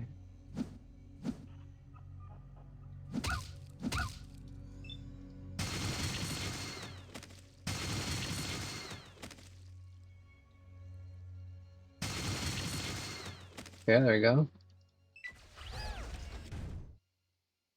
God damn it. Why do you have to stand in front of him? 29. We should probably heal. Dude, why are Carrie and Lystra not doing shit? What is happening? Just like chilling. I'm gonna see that really quick.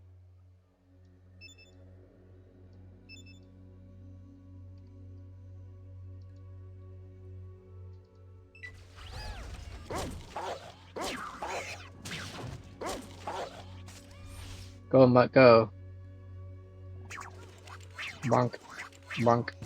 I think I can pulse grenade here. I think you pulse grenade here. Cause it'll hit both. What? There we go. Nice. 132 and 125. Let's go. How much life is... He's got 52. I mean, everyone's kind of looking decent.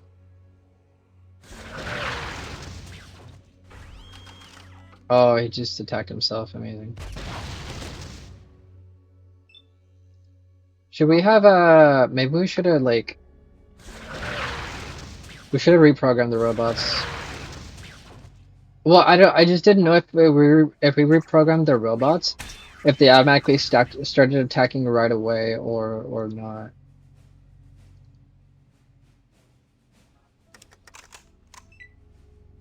Ugh.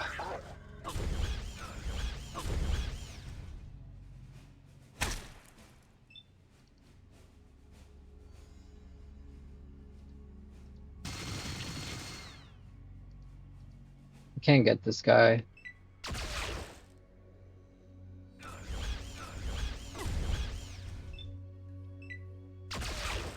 I guess I can't even aim. Okay, there we go. Now I can aim at him. Okay, well, he died either way. 6,000. Huge. I'll take that Ultra Stim pack. Let me do a quick save here. 147. Does anybody have anything I really care about, though? I don't think so. Do I just repair here?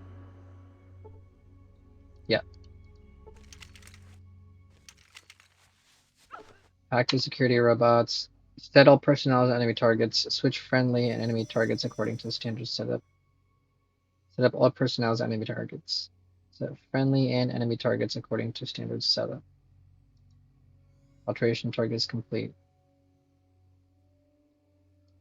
Does that mean... Does that mean I'm good to go now? Do I need to do that for every floor? I hope not.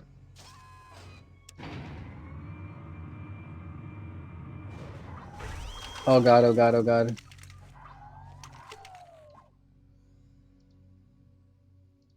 Let's see if that was it. It does look like I have to do it for everyone too. Can you guys move, please?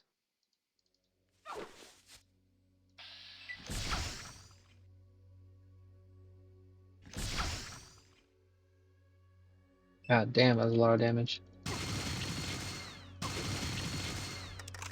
Rip. Okay, great. So he does attack. Or, that does work as far as like setting up friendly and enemy.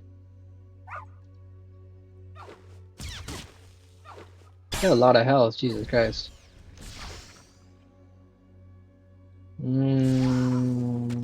Okay, that's fine.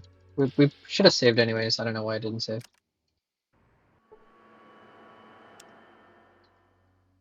I mean, we should. Well, actually, it was healed. Okay, so I am healed all the way. I just gotta get this guy down faster. Let's reload here.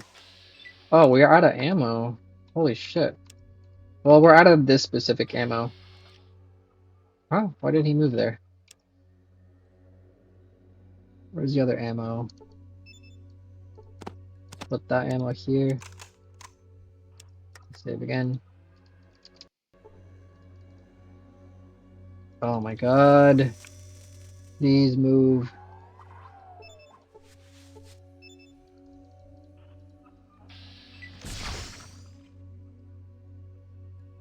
Oh, that's so much damage. So dumb, dude. Can I just finish you off here? What? No damage. Okay, let's do the plasma Gatling laser thing, I suppose.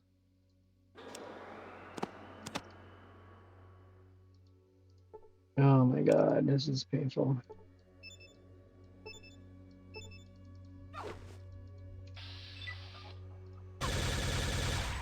There we go. 81. 46. Perfect. Okay, and then now we can switch over to the Avenger for the other guys. Does this guy have anything? Oh, he's got a plasma rifle. Whoa. This is new. How is that different from the thermal plasma rifle? It's not the same. It's a different one for sure.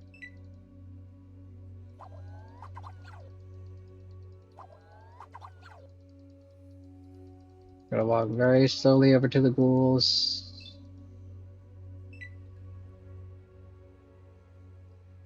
Very, very slowly. I'm gonna start blasting them. Oh, I could have shot there one more time.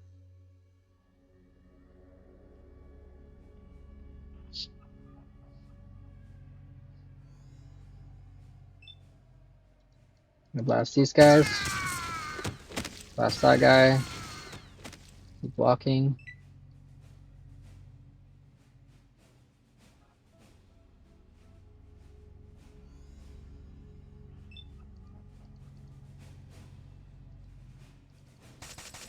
Fuck. Blast those two. Blast that guy.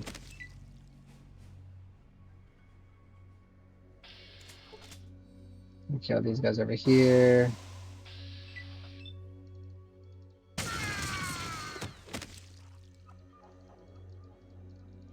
My aim is blocked? What do you mean? I'm standing right next to him. There we go. I don't think these guys have anything. Let's do this really quick. We're gonna do the violent one. So it's number 1. I already forgot.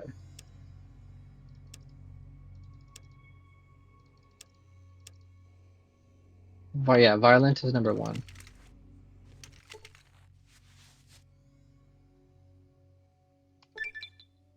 Nice, that gave us experience too. Switching off the generator, you help our students for the fourth floor. Switching off the operator, you help the prisoners from the 4th floor escape violently. Great. We did get a level. I did not think we'd get another level before the end of the game, but I guess it makes sense because there's a lot of guys we're killing. I guess let's go sniper, right? Let's just go sniper. Might as well. Yeah, let's just go sniper. It's fine. I'll finish this off by putting points into big guns, probably. Okay, let's get out of here. Oh, I should probably heal our friends. What are we at? Some of you are pretty low. Wait, why don't you guys use fucking Stimpack yourselves? Can I use a stim pack on? Wait, can I use repair on this guy? Oh, it does work. Neat. Oh wait, that's making time go by. Fuck. Did I save? What was that extra cutscene there? That was weird.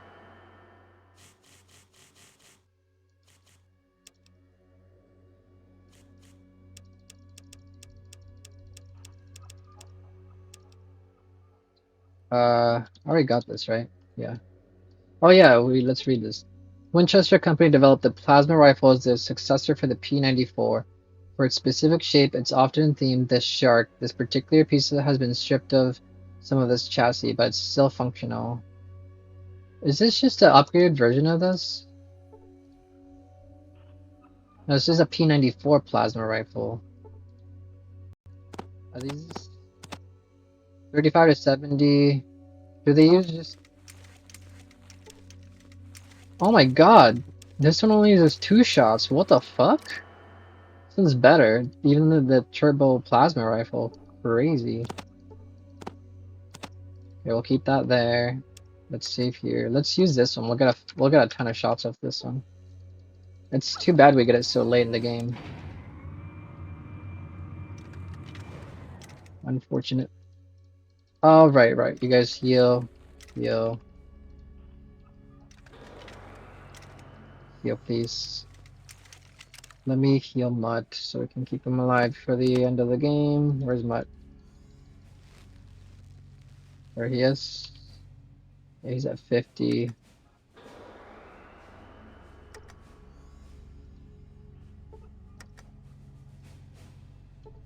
$94.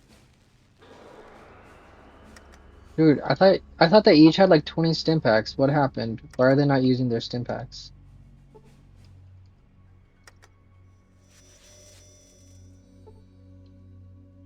Yeah, here's you. I'll give you one more really quick. Wait, do stim packs work on robots? Let's see. Wait, does that heal him? I can't tell. Let me try one more. No, it did not. Damn, okay. I mean, if he dies, we can't do anything about that. I'll try to repair towards the end before we end of the game. Oh, I probably should have deactivated that. I forgot. Well, if we hurry, we won't have to worry about it. We should go through each of the floors, probably. Oh, fuck. Wait, can I get on this computer before you do that? Hack, switch, log off. Let's do a bunch of shots at this guy. Let's see how many shots I can do. 3. Oh, okay, that's fine. Okay, who else is gonna come to us? Oh shit, they're all dead. Oh, that's right, because I exploded the thing. Let's kill this guy really quick.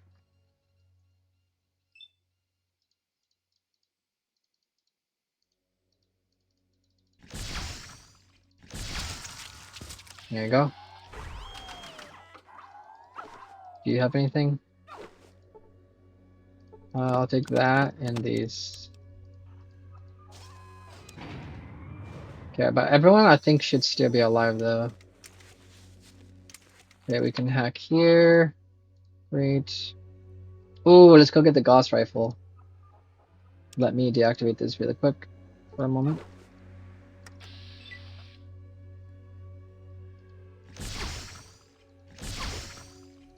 Three, 4, 5. Dude, this gun is ridiculous. Holy shit. Crazy. You do like 6 shots with all of our action points and our fast shots and everything. Oh, I didn't see this guy here.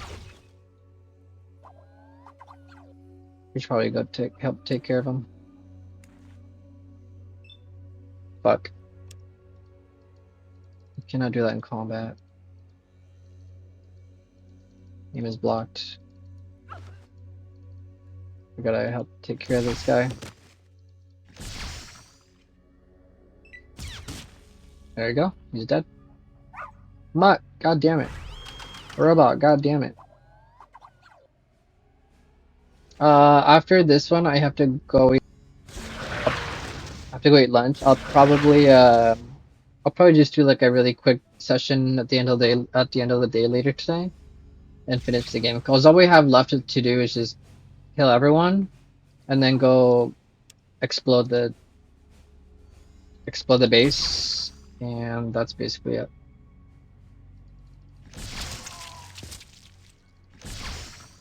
Damn, this weapon is ridiculous.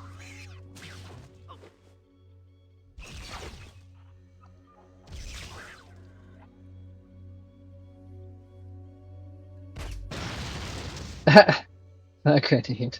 Oh no, Mutt. Holy shit, Mutt took a lot of damage there. Mutt may die here. Nice, nice. Okay, Mutt's at 80. He'll be fine.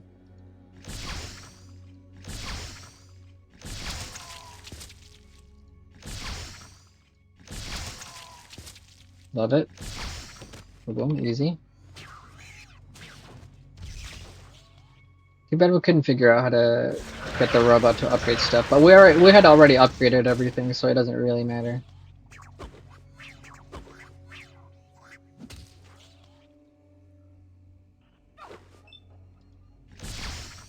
Okay, there he goes.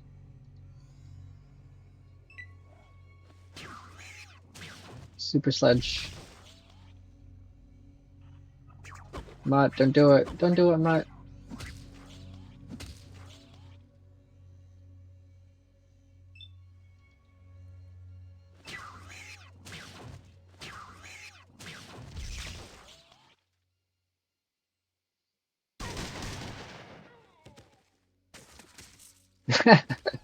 He just walks. Somehow.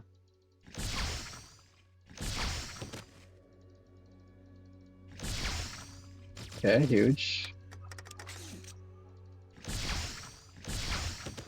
Nice. He's coming for me, Mutt. Get him. Sick him, boy. Funk. Oh, he's going for the ones over there. Go, punch him, ghouls, punch him, you got him. No damage, no damage. This should be the last, like, real actual hard guy here. Oh, too bad we have to kill this mechanic guy. Or energy weapon upgrader dude. I'm surprised our robot hasn't died yet. But he's also, like, not taking any damage from the ghouls. They literally cannot do any damage to him. Oh, fuck! God damn it, Mutt. This is what happens when you stand, like, in the doorway. Mutt, don't fucking die, please. He's at 80, he'll be fine. That was a waste of 2 turns. Thank you for not standing in the doorway. How are ghouls surviving rocket launchers to the face? This is ridiculous. Ridiculous. Oh, I could probably burst those 2 guys in front of me. Oh, don't kill Mutt. Oh fuck. Oh fuck. Mutt. We could probably finish these guys off.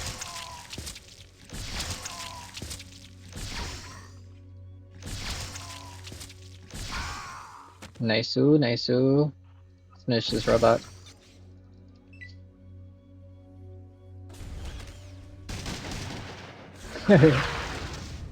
GG, Mr. Handy. Let's go finish this goal over here.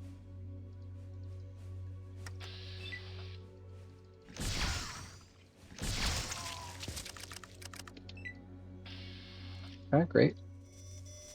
I want to see what is this storeroom guy had. I don't remember which goo pile the storm dude is, or the store dude guy is. Oh, it's this one. It's this one. And then I want to check and see what Chris had. You just had a magneto laser. We should be able to get our. I think we need 2 electronic lockpicks. I'll get the gauze rifle back and then I have to go eat lunch. I just want to make sure I get this. Perfect, first try. Speakers announce security breach in storeroom on yellow 3. There it is. We got it back, boys. We got it back. I guess I'll take those. Take those and these. And then, are you carry? You're not carry. Carry. Take the Gauss rifle. Wait, what happened to the ammo for this? I just realized. Do we still have it? But we have no ammo for it. What the fuck? No, I need a fuck? Why would they take that? Why would they do that? Dude, that's so dumb. They took all of our ammo. I should have hid the ammo somewhere before I mean, you have a few shots left, whatever, just take it. Okay, she won't even use it anyway, so it doesn't matter. Okay, I have to go eat lunch. I'll finish this up later tonight. We'll finish the game. Alright, peace out, y'all. Bye.